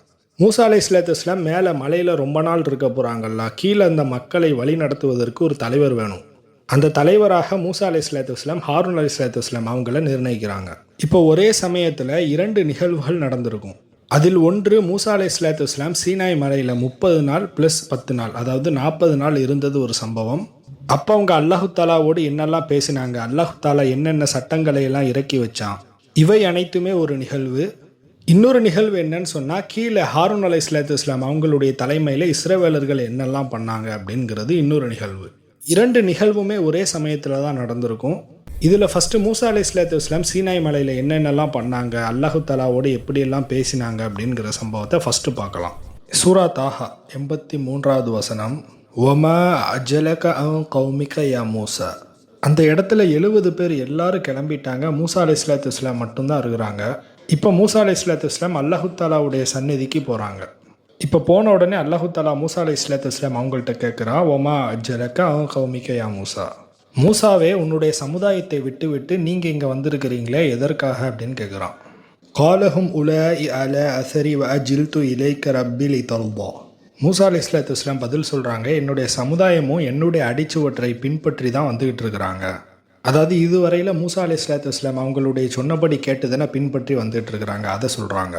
இப்போ நான் இங்கே தனியாக ஏன் வந்திருக்கிறேன்னு சொன்னால், நீ திருப்தி அடைய வேண்டும் என்பதற்காக நான் தனியாக வந்திருக்கிறேன் அல்லா அப்படின்னு சொல்கிறாங்க. இப்போ அல்லாஹு தாலா 30 நாள் நீங்கள் நோன்பு இருக்கணும் அப்படின்னு மூசா அலைஹிஸ்ஸலாத்து வஸ்ஸலாம் அவர்களுக்கு கட்டளையிடுறான். ஃபர்ஸ்ட் அந்த 30 நாளும் துல்காய்தா மாதத்தில் தான் மூசா அலைஹிஸ்ஸலாத்து வஸ்ஸலாம் நோன்பு வச்சாங்கன்னு சொல்லிட்டு வரலாற்று நூட்களில் பதிவு செய்யப்பட்டுள்ளது. அந்த நோன்பு எப்படின்னா நம்ம வைக்கிற நோன்பு மாதிரி கிடையாது. நாம் சஹர் நேரத்தில் சஹர் செஞ்சுட்டு திருப்பி மஹரிபுக்கு நம்ம நோன்பு திறப்போம்ல, அதை மாதிரி கிடையாது. கம்ப்ளீட் 30 டேஸ் அவங்க ரெஸ்ட்டே இல்லாமல் நோன்பு வச்சாங்கன்னு சொல்லிட்டு வரலாற்று நூட்களில் பதிவு செய்யப்பட்டுள்ளது. குரானை பொறுத்தவரையில் கிட்டத்தட்ட 30 நாள் ப்ளஸ் 10 நாள் வாக்களித்தான்னு சொல்லிட்டு தான் வந்திருக்குது. அந்த வாக்களித்த முழு நாட்களுமே மூசா அலைஹிஸ்ஸலாத்து வஸ்ஸலாம் நோன்பு வச்சாங்கன்னு சொல்லிட்டு வரலாற்று நூட்களில் பதிவு செய்யப்பட்டுள்ளது. அல்லாஹு தாலா 7ஆம் அத்தியாயம் 142 வசனத்தில் சொல்கிறான், வவாஅத்னா மூசா 30 லைலத்தன் வஅத்மம்னாஹா பிஅஷ்ரின். அல்லாஹு தாலா சொல்கிறான், மூசா அலைஹிஸ்ஸலாத்து வஸ்ஸலாம் அவர்களுக்கு 30 இரவுகளை நாம் வாக்களித்தோம், பிறகு மேலும் 10 இரவுகளை வைத்து பூர்த்தி அடைய வைத்தோம். அதாவது ஃபஸ்ட்டு அல்லாஹு தாலா 30 இரவுகளை கொண்டு வாக்களித்தான், அதற்கப்புறம் எக்ஸ்ட்ரா 10 இரவையும் சேர்த்துக்கிட்டான். எதனால் அல்லாஹு தாலா எக்ஸ்ட்ரா 10 நாளை கொடுத்தான்னு சொன்னால், தஃப்சீர்களில் என்ன போட்டிருக்குன்னு சொன்னால், மூசா அலைஹிஸ்ஸலாத்து வஸ்ஸலாம் 30 நாள் நோன்பு வச்சாங்க. அந்த 30 நாட்களுடைய எண்டில் அவங்க மேஸ்வாக்கு செஞ்சாங்க, அதாவது பல் துலக்குனாங்க. அல்லாஹு தாலாவை பொறுத்தவரையில் நோன்பாளிகளுடைய வாயிலிருந்து வரக்கூடிய வாடை கஸ்தூரி மணத்தை விட சிறந்ததுன்னு சொல்கிறான். ஸோ நீங்கள் மேஸ்வாக்கு செஞ்சதுனால அந்த வாடை போயிட்டு, அதனால் நீங்கள் திரும்பி 10 நாள் நோன்பு வைங்க. நீங்கள் என்னிடம் பேசும்போது நீங்கள் இப்படி பேசினா எனக்கு ரொம்ப பிடிக்கும்னு அல்லாஹு தாலா சொன்னதா தஃப்சீர்களில் போட்டிருக்கு. மேபி இன்னும் அதிகமான சட்டங்கள், அதாவது தௌராத்தில் நிறைய சட்டங்கள் தானே அப்போ இறங்குது, இன்னும் நிறைய சட்டங்கள் இறங்குவதற்காக அல்லாஹு தாலா எக்ஸ்ட்ரா 10 நாள் போட்டிருக்கலாம். ஃபதம்ம மீகாத்து ரப்பிஹி 40 லைல. அல்லாஹு தாலா குறிப்பிட்ட காலம் 40 நாட்களாக முழுமை பெற்றது. வகால மூசா லி அஹிஹி ஹாரூன அஹ்லுஃப்னி ஃபி கௌமி. அந்த 40 நாள் மூசா அலைஹிஸ்ஸலாத்து வஸ்ஸலாம் தன்னுடைய சமுதாயத்தோடு இல்லாத காரணத்தினால ஹாரூன் அலைஹிஸ்ஸலாத்து வஸ்ஸலாம் அவங்கள கலீஃபாவாக தேர்ந்தெடுக்கிறாங்க. வஸ்லிஹ் வலா தத்தபி சபீலல் முஃப்சிதீன். மூசா அலைஹிஸ்ஸலாத்து வஸ்ஸலாம் ஹாரூன் அலைஹிஸ்ஸலாத்து வஸ்ஸலாம் அவங்கள்ட்ட சொல்கிறாங்க, நீங்கள் கலீஃபாவாக இருந்துக்கோங்க, நீங்கள் அவங்கள திருத்துங்க, குழப்பம் செய்பவர்களுடைய வழியை ஒருபோதும் பின்பற்றாதீங்க அப்படின்லாம் அட்வைஸ் பண்ணிட்டு போகிறாங்க. அல்லாஹு தாலா மூசா அலைஹிஸ்ஸலாத்து வஸ்ஸலாம் அவர்களுக்கு 40 நாட்களை வாக்களித்ததற்கான முக்கியமான பர்பஸ் என்னன்னு சொன்னால், அல்லாஹு தாலா தௌராத் வேதத்தை மூசா அலைஹிஸ்ஸலாத்து வஸ்ஸலாம் அவங்களுக்கு கொடுப்பதற்கு. உலமாக்கள் 40 நாளுடைய எண்டில் தான் அல்லாஹு தாலா தௌராத் வேதத்தை மூசா அலைஹிஸ்ஸலாத்து வஸ்ஸலாம் அவர்களுக்கு கொடுத்தான்னு சொல்கிறாங்க. மேபி எப்படி நபிகள் நாயகம் ஸல்லல்லாஹு அலைஹி வஸல்லம் அவர்களுக்கு ஒவ்வொரு நாளும் அடுக்கடுக்காக வந்திருக்கும்லா, அதே மாதிரி மூசா அலைஹிஸ்ஸலாத்து வஸ்ஸலாம் அவர்களுக்கு 40 இரவுகளும் அடுக்கடுக்காக வந்திருக்க வாய்ப்பு இருக்குது. ஸோ இவ்வாறே மூசா அலைஹிஸ்ஸலாத்து வஸ்ஸலாம் தௌராத்துடைய அந்த வார்த்தைகள், அதாவது அல்லாஹு தாலாவுடைய கலாமை கேட்டுக்கிட்டே வராங்க. அந்த அல்லாஹு தாலாவுடைய கலாம், அந்த வார்த்தையை கேட்க கேட்க மூசா அலைஹிஸ்ஸலாத்து வஸ்ஸலாம் அவர்களுடைய உள்ளம் மன நிம்மதி பெற்றது. அப்படி கேட்க கேட்க மூசா அலைஹிஸ்ஸலாத்து வஸ்ஸலாம் அவர்களுக்கு ஒரு ஆசை வந்தது. இது பார்த்தீங்கன்னா சூரா ஆராஃப்ல 143வது வசனம், வலம்மா ஜஅ மூசா லிமீகாத்தினா வகல்லமஹு ரப்புஹு. நாம் குறித்த காலத்தில் மூசா அலைஹிஸ்ஸலாத்து வஸ்ஸலாம் வந்தபோது அல்லாஹு தாலா அவரிடம் பேசினான். கால ரப்பி அரினி அவுசுரு இலைக். மூசா அலைஹிஸ்ஸலாத்து வஸ்ஸலாம் அல்லாஹு தாலாட்ட கேட்குறாங்க, யா அல்லாஹ், நான் உன்னைய பார்க்கணுன்னு ஆசையாக இருக்குது, எனவே எனக்கு உன்னை காட்டுவாயாக அப்படின்னு சொல்லிட்டு மூசா அலைஹிஸ்ஸலாத்து வஸ்ஸலாம் அல்லாஹு தாலாட்ட கேட்குறாங்க. அந்த இடத்துல அல்லாஹு தாலா மூசா அலைஹிஸ்ஸலாத்து வஸ்ஸலாம் அவங்கள்ட்ட பேசும்போது ஒரு திரையை வைத்துட்டு தான் பேசுகிறான். அதனால் மூசா அலைஹிஸ்ஸலாத்து வஸ்ஸலாம் கேட்குறாங்க, அந்த திரையை அகற்றி உன்னை நீ எனக்கு முழுமையாக காட்டுவாயாக, உன்னுடைய ஆற்றல் எப்படி இருக்கணும் அப்படிங்கிறத நான் பார்க்கணுன்னு ஆசைப்பட்றேன்னு மூசா அலைஹிஸ்ஸலாத்து வஸ்ஸலாம் அல்லாஹு தாலாட்ட கேட்குறாங்க. قال له ثراني ولكن ينظر إلى الجبل فإن استقر مكانه فسوف تراني. அதாவது நான் உன்னை பார்க்கணுன்னு மூசா அலைஹிஸ்ஸலாத்து வஸ்ஸலாம் அல்லாஹு தாலாட்ட கேட்டதற்கு அல்லாஹு தாலா மூசா அலைஹிஸ்ஸலாத்து வஸ்ஸலாம் அவங்கள்ட்ட சொல்கிறான், மூசாவே, நீ என்னை ஒருபோதும் பார்க்க முடியாது, அதை மீறியும் நீ பார்க்க வேண்டும் என்று ஆசைப்பட்டால் முதல்ல அந்த மலையை பாரு. அதாவது தூர் சினாய் மலையை அல்லாஹு தாலா சொல்கிறான். அந்த தூர் சினாய் மலை உன்னுடைய பார்வையில் அந்த மலை அப்படி நிலைத்திருந்தால் அதற்கப்புறம் நீ என்னைய பார்ப்பதற்கு வாய்ப்புண்டுன்னு அல்லாஹு தாலா சொல்கிறான். ஃபலம்மா தஜல்லா ரப்புஹு லில் ஜபலி ஜஅலஹு தக்கன். தஜல்லா அப்படின்னு சொன்னால் வெளிப்படுத்துதல் என்று அர்த்தம். அதாவது மேனிஃபெஸ்டேஷன், டிவைன் லைட் அப்படின்னு சொல்லலாம். அல்லாஹு தாலா தன்னுடைய பேரொளி, அதாவது சக்தியை வெளிப்படுத்துகிறான். எதன் மீது வெளிப்படுத்துகிறான்னு சொன்னால் அந்த மலையின் மீது வெளிப்படுத்துகிறான். அப்படி வெளிப்படுத்தும் போது அந்த தூர் சினாய் மலை சுக்குநூறாக நொறுங்கியது. வ ஹர்ர மூசா சயகா. இந்த பேரொளியை பார்த்துட்டு மூசா அலைஹிஸ்ஸலாத்து வஸ்ஸலாம் மயக்கம் போட்டு விழுந்துட்டாங்க. ஃபலம்மா அஃபாக கால சுபஹானக துபுது இலைக்க வன அவ்வலுல் முஃமினீன். அதற்கப்புறம் மூசா அலைஹிஸ்ஸலாத்து வஸ்ஸலாம் அஃபாக்கான பிறகு, அதாவது மயக்கம் தெளிந்த பிறகு, கால சுபஹானக அல்லாஹு தஆலாவை புகழ்றாங்க. யா அல்லாஹ், நிச்சயமாக நீ பரிசுத்தமானவன். நான் உன்னிடம் மன்னிப்பு கேட்கிறேன் யா அல்லாஹ், நிச்சயமாக நான் ஈமான் கொண்டவர்களில் முதன்மையானவனாக இருக்கிறேன் அப்படின்னு மூசா அலைஹிஸ்ஸலாத்து வஸ்ஸலாம் அல்லாஹு தஆலாட்ட சொல்கிறாங்க. இந்த வசனத்தின் மூலமாக நாம் என்ன புரிந்து கொள்ள முடிகிறது என்று பார்த்தால், நாம் எல்லாருமே இந்த உலகத்திற்கு ஏற்ற ஒரு உருவ அமைப்பில் படைக்கப்பட்டிருக்கிறோம். அப்படி பார்த்தாலும் இந்த உலகத்தில் விசிபிள் லைட் அப்படின்னு சொல்லப்படக்கூடிய ஒரு விஷயங்களை மட்டும்தான் நம்மளால் பார்க்க முடியும்.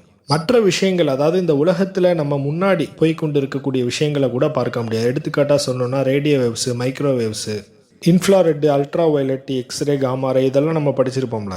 நம்ம கண்ணுக்கு இந்த ரெட்டு, எல்லோ, ஒயிட்டு இந்த மாதிரி ஒரு சில கலர்லாம் இருக்குல்ல, இதெல்லாம் விசிபிள் லைட் கேட்டகரியில் வரும். இந்த விஷயங்களை மட்டும்தான் நம்மளால் கண்ணால் பார்க்க முடியுங்கிற கெப்பாசிட்டியில் அல்லாஹு தஆலா நம்மளால் படைச்சிருக்கிறான். இப்போ நம்ம முன்னாடி ஜின்கள், மலக்குகள் இவங்கெல்லாம் வந்தால் நம்மளால் பார்க்க முடியுமா? நம்ம முன்னாடியே வந்தால் கூட நம்மளால் பார்க்க முடியாது. அதே போன்று நம்ம செவிப்புலன்களும் அப்படி தான். ஒரு சில டெசிபிளுக்கு உட்பட்டதை மட்டும்தான் நம்மளால் கேட்க முடியும். இப்போ எடுத்துக்காட்டாக சொல்லணும்னா சூரியனை நம்ம வெறுங்கண்ணால் அப்படி தொடர்ந்து அப்படி பார்க்க முடியுமா? ஒரு லிமிட்டுக்கு மேற்பட்ட ஒளியை நம்மளுடைய கண்ணை அக்செப்ட் பண்ணாது. ஸோ இந்த உலகத்தில் எல்லா மனிதர்களுமே ஒரு கெப்பாசிட்டிக்கு உட்பட்டு படைக்கப்பட்டிருக்கிறாங்க. அதனால தான் அல்லாஹு தஆலா மூசா அலைஹிஸ்ஸலாத்து வஸ்ஸலாம் அவர்கள்ட்ட சொன்னால், மூசாவே உன்னால் என்னைய பார்க்க முடியாது. நம்ம முன்னாடி இருக்கக்கூடிய ஒரு சில வேவ்லென்த்தே நம்மளால் பார்க்க முடியலங்கும் போது இதெல்லாமே படைச்ச அல்லாஹு தஆலாவை எப்படி நம்மளால் பார்க்க முடியும்? அல்லாஹு தஆலாவால் படைக்கப்பட்ட அந்த சூரியனுடைய லைட் எனர்ஜி கூட நம்ம கண்ணால் டாலரேட் பண்ண முடியாது. அப்படி இருக்கும்போது அல்லாஹு தஆலாவுடைய அந்த சக்தி, அந்த வல்லமையை நம்மளால் எப்படி பார்க்க முடியும்? இதனை புரிய வைப்பதற்கு தான் அல்லாஹு தஆலா தன்னுடைய அந்த எனர்ஜியில் ஒரு பங்கு அல்லாஹு தஆலா அந்த மலையின் மீது செலுத்தினான். அந்த ஆரா, அந்த எனர்ஜியை கூட மூசா அலைஹிஸ்ஸலாத்து வஸ்ஸலாம் அவர்களால் பார்க்க முடியல. அவங்க அப்படியே மயங்கி கீழே விழுந்துட்டாங்க. அதற்கப்புறம் தான் மூசா அலைஹிஸ்ஸலாத்து வஸ்ஸலாம் அவர்களுக்கு புரியுது, இந்த உடம்புல, இந்த உருவ அமைப்பில் நம்ம அல்லாஹு தஆலாவை பார்க்க முடியாது, அவனுடைய சக்தி வல்லமையை நம்மளால் அறிய முடியாது. ஆனால் ஆக்சுவலாக மூசா அலைஹிஸ்ஸலாத்து வஸ்ஸலாம் அவர்களுக்கு இது முன்பே தெரியும். அப்படி இருந்து மூசா அலைஹிஸ்ஸலாத்து வஸ்ஸலாம் யா அல்லாஹ் உன்னை நான் பார்க்கணும்னு சொல்லிட்டு எதனால் கேட்டாங்கன்னு சொன்னால், அல்லாஹு தஆலாவுடைய அந்த வார்த்தை, அந்த கலாம, அந்த தௌராத் வேதத்தில் இருக்கக்கூடிய அந்த சட்டங்களை கேட்க கேட்க மூசா அலைஹிஸ்ஸலாத்து வஸ்ஸலாம் அவர்களுடைய மனம் நிம்மதி அடைந்தது. இப்படி தொடர்ந்து அந்த கலாமத்தை கேட்க கேட்க அவங்களுடைய உள்ளத்தில் அல்லாஹு தஆலாவை பார்க்க வேண்டும் என்று அவங்களுடைய உள்ளத்தில் ஒரு ஆசை வந்தது. நமக்கு ஒருத்தங்க மேலே அளவு கடந்த அன்பு, ஆர்வம் கலந்த அன்பு வரும்போது அந்த நேரத்தில் இல்மை கொண்டு யோசிப்போமா? ஸோ மூசா அலைஹிஸ்ஸலாத்து வஸ்ஸலாம் ஒரு முஹப்பத்தில், ஒரு அன்பில் அல்லாஹு தஆலாவை பார்க்க வேண்டும் என்று ஆசைப்பட்டாங்க. இதற்கே நான் இவ்வளோ எக்ஸ்ப்ளனேஷன் கொடுக்கன்னு சொன்னால், இதற்கு அடுத்து பனி இஸ்ரவேலர்கள் அவங்களும் கேட்பாங்க, நாங்கள் அல்லாஹு தஆலாவை பார்க்கணும்னு சொல்லிட்டு. இது ரெண்டுக்கும் வித்தியாசம் என்னன்னு சொன்னால், மூசா அலைஹிஸ்ஸலாத்து வஸ்ஸலாம் முஹப்பத்தில், அன்பில், ஆர்வத்தில் அல்லாஹு தஆலாவை பார்க்கணுன்னு ஆசைப்படுவாங்க. ஆனால் இந்த பனி இஸ்ரவேலர்கள் என்ன சொல்லுவாங்கன்னா, நாங்கள் பார்த்தா தான் ஈமான் கொள்வோன்னு சொல்லுவாங்க. ரெண்டுக்கும் நிறைய வேரியேஷன் இருக்குது. அதனால் நான் இவ்வளோ டீட்டெயிலாக சொல்கிறேன். ஸோ இந்த உடல் அமைப்பில், இந்த அறிவில், இந்த கெப்பாசிட்டியில் நம்ம அல்லாஹு தஆலாவுடைய வல்லமை அறியணும்னு சொன்னால், அந்த முயற்சியில் நமக்கு தோல்வி தான் கிடைக்கும். அல்லாஹு தஆலா நமக்கு எந்த அளவு கெப்பாசிட்டி கொடுத்துருக்கானோ, அதாவது அஸ்மாவுல் ஹுஸ்னா 100 விஷயத்தை நம்மளால் அறிய முடியும். இதற்கு மேற்பட்ட இல்மு நம்மளுக்கு கொடுக்கப்படல. அதனால் இதுவரைக்கும் நம்ம ஈமான் கொள்வது வாஜிபு. قال يا موسى إني استفيتك على الناس برسالاتي وبكلامي فخذ ما آتيتك وكن من الشاكرين. அல்லாஹு தஆலா மூசா அலைஹிஸ்ஸலாத்து வஸ்ஸலாம் அவர்கள்ட்ட சொல்கிறான், மூசாவே உன்னை 2 விஷயத்தில் நான் தேர்ந்தெடுத்துள்ளேன். அதாவது 2 விஷயங்களில் அல்லாஹு தஆலா மூசா நபியை தேர்ந்தெடுத்திருக்கிறான். அதில் ஒன்று என்னன்னு சொன்னால் ரிசாலத்து, அதாவது தூது செய்திகள் மூசா அலைஹிஸ்ஸலாத்து வஸ்ஸலாம் அவர்களுக்கு வருவதால் அவங்க ரசூல்மாராக தேர்ந்தெடுக்கப்பட்டாங்க. இரண்டாவது என்ன விஷயம்னு பார்த்தா வபி கலாமி, என்னுடைய கலாம். அல்லாஹு தஆலா சொல்கிறான், என்னுடைய கலாமை கொண்டு, அதாவது நான் உன்கிட்ட பேசுவதற்கு உன்னையை தேர்ந்தெடுத்துள்ளேன். இந்த உலகத்தில் எல்லா மனிதர்களும் அல்லாஹு தஆலாட்ட பேசிட முடியுமா? சாதாரண மனிதர்களை விட சிறந்தவர்கள் நல்லடியார்கள், நல்லடியார்களை விட சிறந்தவர்கள் நபிமார்கள், நபிமார்களை விட சிறந்தவர்கள் ரசூல்மார்கள். அந்த ரசூல்மார்களே ரொம்ப சிறந்தவங்க 5 பேர் தான். இவர்களை உல்லுல் அஸ்ம் என்று அல்லாஹு தஆலா குர்ஆனில் சொல்கிறான். இந்த உல்லுல் அஸ்ம் என்று அழைக்கப்படக்கூடிய ரசூல்மார்களில் கூட எல்லாருமே அல்லாஹு தஆலாட்ட பேசினதில்லை. ஆனால் அல்லாஹு தஆலா தன்னுடைய கலாமை கொண்டு மூசா அலைஹிஸ்ஸலாத்து வஸ்ஸலாம் அவர்கள்ட்ட பேசியிருக்கிறான். இது ஒரு மிகப்பெரிய பாக்கியம். ஆகவே அல்லாஹு தஆலா சொல்கிறான், மூசாவே உன்னை 2 விஷயத்தில் நான் தேர்ந்தெடுத்திருக்கிறேன். ஒன்று என்னுடைய ரிசாலத், அதாவது உன்னை ரசூலாக தேர்ந்தெடுத்துள்ளேன். இன்னொன்று கலாம், அதாவது அல்லாஹு தஆலா அவர்களிடம் பேசுவதன் மூலமாக அல்லாஹு தஆலா மூசா அலைஹிஸ்ஸலாத்து வஸ்ஸலாம் அவர்களை தேர்ந்தெடுத்துள்ளான். ஆகவே நான் உனக்கு எதை வழங்கி இருக்கின்றேனோ அதை நீ பிடித்து கொள்வீராக. நீ எனக்கு நன்றி செலுத்துபவர்களில் ஒருவராக இருப்பீராக அப்படின்னு அல்லாஹு தாலா மூசா அலைஹிஸ்ஸலாத்து வஸ்ஸலாம் அவர்கள்ட்ட சொல்கிறான். வகதபனா லஹு ஃபில் அல்வாஹி மின் குல்லி ஷையின். அல்லாஹு தாலா சொல்கிறான், நாம் மூசா அலைஹிஸ்ஸலாத்து வஸ்ஸலாம் அவர்களுக்காக பலகைகளில் எழுதினோம். அதாவது அல்லாஹு தாலா மூசா அலைஹிஸ்ஸலாத்து வஸ்ஸலாம் அவர்களுக்காக வேண்டி தௌராத் வேதத்தை இறக்கி வச்சாம்ல, அந்த விஷயத்த சொல்கிறான். இதில் கதபுனா அப்படின்னு வந்திருக்குது, அதாவது நாம் எழுதினோம். ஒரு சில பேர் இதற்கு விளக்கம் அளிக்கிறாங்க, அல்லாஹு தாலா எப்படி ஆதம் அலைஹிஸ்ஸலாத்து வஸ்ஸலாம் அவர்களை தன்னுடைய கரங்களால் படைத்தானோ அதே போன்று இந்த வேதத்தையும் அவன் தான் எழுதியிருக்கிறான்னு சொல்கிறாங்க. அதாவது இந்த தௌராத் வேதம், இந்த பலகைகள் எல்லாமே அல்லாஹு தாலாவுடைய கைகளால் எழுதப்பட்டதுன்னு சொல்கிறாங்க. ஒரு சில கருத்துக்கள் அதை மூசா அலைஹிஸ்ஸலாத்து வஸ்ஸலாம் தான் எழுதுனாங்க, அதாவது அந்த கல்லில் செதுக்கி எழுதுனாங்கங்கிற மாதிரியான கருத்துக்களும் இருக்குது. ஆனால் இது குரானுக்கு நேரடியாக முரண்படுவதால் அதை விட்டுறலாம். இந்த பலகைகளில் என்னவெல்லாம் அல்லாஹு தாலா எழுதியிருந்தான்னு சொன்னால், மௌஇதத்தம் வ தஃப்சீல் அல்லி குல்லி ஷைஇன். அல்லாஹு தாலா மௌஇதத்துகள், அதாவது அறிவுரைகளை இறக்கியிருக்கிறான். அடுத்து தஃப்சீல் அல்லி குல்லி ஷைஇன், அதாவது ஒவ்வொரு விஷயத்துக்கான விளக்கங்களையும் அல்லாஹு தாலா சொல்லியிருந்தான். சட்டங்கள், அறிவுரைகள், விளக்கங்கள் எல்லாமே அல்லாஹு தாலா இறக்கி வச்சான். அதே சமயத்தில் இந்த ஸ்டோன் டேப்லெட்ஸில் 10 கட்டளைகள் அதுவும் இருந்தது. இவை அனைத்தையுமே கொடுத்துட்டு அல்லாஹு தாலா கட்டளை இடுறான், ஃபஹுத்ஹா பி குவத்தியும், இந்த விஷயங்களை எல்லாம் உறுதியாக நீங்கள் பற்றி பிடிச்சிக்கணும். வஅமுர் கௌமக யஹுது பி அஹ்சனிஹா சௌரீக்கும் தாரல் ஃபாசிகீன். எனவே உன்னுடைய சமுதாயத்தார் அந்த அழகான விஷயத்தை எடுத்துக்கொள்ளணும்னு சொல்லிட்டு நீங்கள் கட்டளை இடணும். அதாவது இந்த தௌராத் சட்டத்தை இறக்கிட்டேன், கண்டிப்பாக அந்த மக்கள் பின்பற்றி தான் ஆகணும். இவையெல்லாம் நீங்கள் கட்டாயமாக பின்பற்றணும்னு சொல்லிட்டு நீ அவங்கள்ட்ட போய் சொல்லு, கட்டளை இடுன்னு அல்லாஹு தாலா மூசா அலைஹிஸ்ஸலாத்து வஸ்ஸலாம் அவங்கள்ட்ட சொல்லிட்டு, கூடிய விரைவில் பாவிகள் தங்கும் இடத்தை நான் உனக்கு காட்டுவேன்னு அல்லாஹு தாலா சொல்கிறான். சஸ்ரிஃபு அன் ஆயாத்தி அல்லதீன யதகப்பரூன ஃபில் அர்தி பிகைரில் ஹக்கி. யாரெல்லாம் இந்த உலகத்தில் நியாயமின்றி அநியாயமாக பெருமை அடித்து கொண்டு இருக்கிறாங்களோ அவங்களை இந்த நேர்வழியை விட்டு, இந்த அத்தாட்சியை விட்டு நான் திருப்பி விடுவேன்னு அல்லாஹு தாலா சொல்கிறான். இந்த உலகத்தில் ரொம்ப பெருமை அடிச்சுட்டு இருந்தேன்னா அல்லாஹு தாலா ஹிதாயத்து கொடுக்க மாட்டான், அதாவது நேர்வழி காட்ட மாட்டேன்னு அல்லாஹு தாலா சொல்கிறான். அல்லாஹு தாலா சொல்கிறான், அவங்க என்னதான் அத்தாட்சியை பார்த்தா கூட அவங்க நம்ப மாட்டாங்க. ஏன்னு சொன்னால் அவங்களுடைய உள்ளத்தில் பெருமை வந்து விட்டதல்லவா. இப்போ அவர்களுடைய பிஹேவியர் எப்படி இருக்குன்னு சொன்னால், வஇயரோ சபீல ருஷ்திலா எத்தஹிதூஹு சபீல வஇயரோ சபீலல் கை எத்தஹிதூஹு சபீல. அந்த மக்கள் நேர்வழியை கண்டால் ஒருபோதும் ஏற்றுக்கிட மாட்டாங்க, அதே சமயத்தில் தீய வழி சைத்தானுடைய வழியை கண்டால் உடனே ஏற்றுக்கிடுவாங்க. ذَلِكَ بِأَنَّهُمْ كَذَّبُوا بِآيَاتِنَا وَكَانُوا عَنْهَا غَافِلِينَ. இந்த பிஹேவியருக்கு காரணம் அவங்க அல்லாஹு தாலாவுடைய அத்தாட்சியை பொய்ன்னு சொன்னாங்க, அதே சமயத்தில் அதை புறக்கணிக்கவும் செஞ்சாங்க. இந்த பிஹேவியர் உள்ள மக்களுடைய நிலை மறுமை நாளில் எப்படி இருக்குன்னு சொன்னால், வல்லதீன கத்தபு பி ஆயாத்தினா வலிகால் ஆஹிரத்தி ஹபிதத் அமாலுகும் ஹல் யுஜ்ஸௌன இல்லா மா கானு யஅமலூன். அல்லாஹு தாலாவுடைய அத்தாட்சிகள், வசனங்களை யாரெல்லாம் பொய்ன்னு சொன்னாங்களோ அவங்களுடைய நல்ல அமல்களை எல்லாத்தையுமே அல்லாஹு தாலா அழித்து விடுவான். அவர்கள் எவ்வாறு செயல்பட்டார்களோ அந்த கூலியை தவிர வேறு எதையுமே பெற முடியுமான்னு அல்லாஹு தாலா கேட்குறான். ஸோ இந்த உலகத்தில் பெருமை அடித்து கொண்டு தெரிந்த அல்லாஹு தாலாவுடைய அத்தாட்சியை மறுத்து நேர்வழி அனைத்தையுமே விட்டு தீய வழியை யாரெல்லாம் பின்பற்றிட்டு இருக்கிறாங்களோ அவங்களுடைய அமல்கள்லாம் அழிக்கப்படும். மீதி அவங்கள்ட்ட என்ன இருக்கும்? தீய அமல்கள். அந்த தீய அமல்களுக்கான கூலி தான் மறுமை நாளில் கிடைக்கும். மூசா அலைஹிஸ்ஸலாத்து வஸ்ஸலாம் சீனாய் மலையில் இருக்கும்போது அல்லாஹு தாலாட்ட இந்த தௌராத்தை பற்றி மட்டும் டிஸ்கஸ் பண்ணல, நிறைய விஷயங்கள், நிறைய சட்டங்களை பற்றி டிஸ்கஸ் பண்ணாங்க. அதாவது அல்லாஹு தாலா இந்த இஸ்ரவேலர்களுக்கு கிலாஃபத்தை கொடுத்தேன்னு சொன்னாம்ல, முதல்ல எந்த ஊரை கைப்பற்றணும், அடுத்தடுத்து என்னவெல்லாம் பண்ணணுங்கிறத ஃபுல்லாக மூசா அலைஹிஸ்ஸலாத்து வஸ்ஸலாம் அல்லாஹு தாலாட்ட கேட்டு தெரிஞ்சுக்கிறாங்க. அதுலேயும் குறிப்பாக அல்லாஹு தாலாவிற்காக ஒரு பள்ளிவாசலை எழுப்பணும். ஆனால் இந்த யூதர்கள் ஃபுல்லுமே மூமெண்ட்டில் தானே இருக்கிறாங்க, ஒரு ஊர்லேருந்து இன்னொரு ஊருக்கு ட்ராவல் பண்ணிகிட்டே இருக்கிறாங்கல்ல. இப்போ அல்லாஹு தாலா குப்பது ஜமான் அப்படின்னு சொல்லப்படக்கூடிய நடமாடும் ஆலயம், இதனை டேபர்நேக்கிள் அப்படின்னு சொல்லுவாங்க. இந்த ஆலயத்தை, அதாவது மூவ் பண்ணக்கூடிய ஒரு பள்ளிவாசலை நீ எழுப்புன்னு அல்லாஹு தாலா கட்டளையிடுறான். இதனை மொபிலிட்டி டேபர்நேக்கிள் அப்படின்னு சொல்லுவாங்க. யூதர்கள் எங்கெல்லாம் போய் குடியமர்றாங்களோ அங்கே இந்த பள்ளிவாசலை எடுத்துகிட்டு போயிடுவாங்க. இந்த பள்ளிவாசல் எப்படி இருந்துச்சுன்னு சொல்லிட்டு இன்ஷா அல்லாஹ் நான் வரக்கூடிய தொடரில் சொல்கிறேன். ஸோ மூசா அலைஹிஸ்ஸலாத்து வஸ்ஸலாம் அந்த 40 நாட்களில் நிறைய விஷயங்களை கற்றுக்குறாங்க. அல்லாஹு தாலா நிறைய சட்டங்கள், வரலாறுகள், ஏகப்பட்ட விஷயத்தை கற்றுக் கொடுக்குறான். இப்போ கிட்டத்தட்ட 40 நாட்களும் முடியுது. சரி, இப்போது மூசா அலைஹிஸ்ஸலாத்து வஸ்ஸலாம் அல்லாஹு தாலாவோடு 40 நாட்கள் பேசி கொண்டு இருக்கும்போது இப்போ இந்த இஸ்ரவேலர்கள், மூசா அலைஹிஸ்ஸலாத்து வஸ்ஸலாம் அவங்களுடைய அந்த தலைமைத்துவம் இல்லாத இஸ்ரவேலர்களுடைய நிலை என்ன ஆயிற்றுன்னு பார்க்கலாம். பொதுவாக இப்லீஸ், சைத்தானுக்கு ரொம்ப ஈஸியான டாஸ்க், இந்த மனிதர்களை வழிகெடுப்பதற்கு ரொம்ப ஈஸியான டாஸ்க் என்னன்னு சொன்னால், நபிமார்கள் இல்லாத போது அல்லாஹு தாலா ரொம்ப ஈஸியாக அந்த மனிதர்களை வழிகெடுத்துருவான். எடுத்துக்காட்டாக சொல்லணும்னா நம்ம நபிகள் நாயகம் ஸல்லல்லாஹு அலைஹி வஸல்லம் அவர்கள் இல்லாத போது, அவர்கள் மரணித்த பிறகு நம்ம உம்மத்துக்குள்ளே எவ்வளவு குழப்பம் நடந்தது.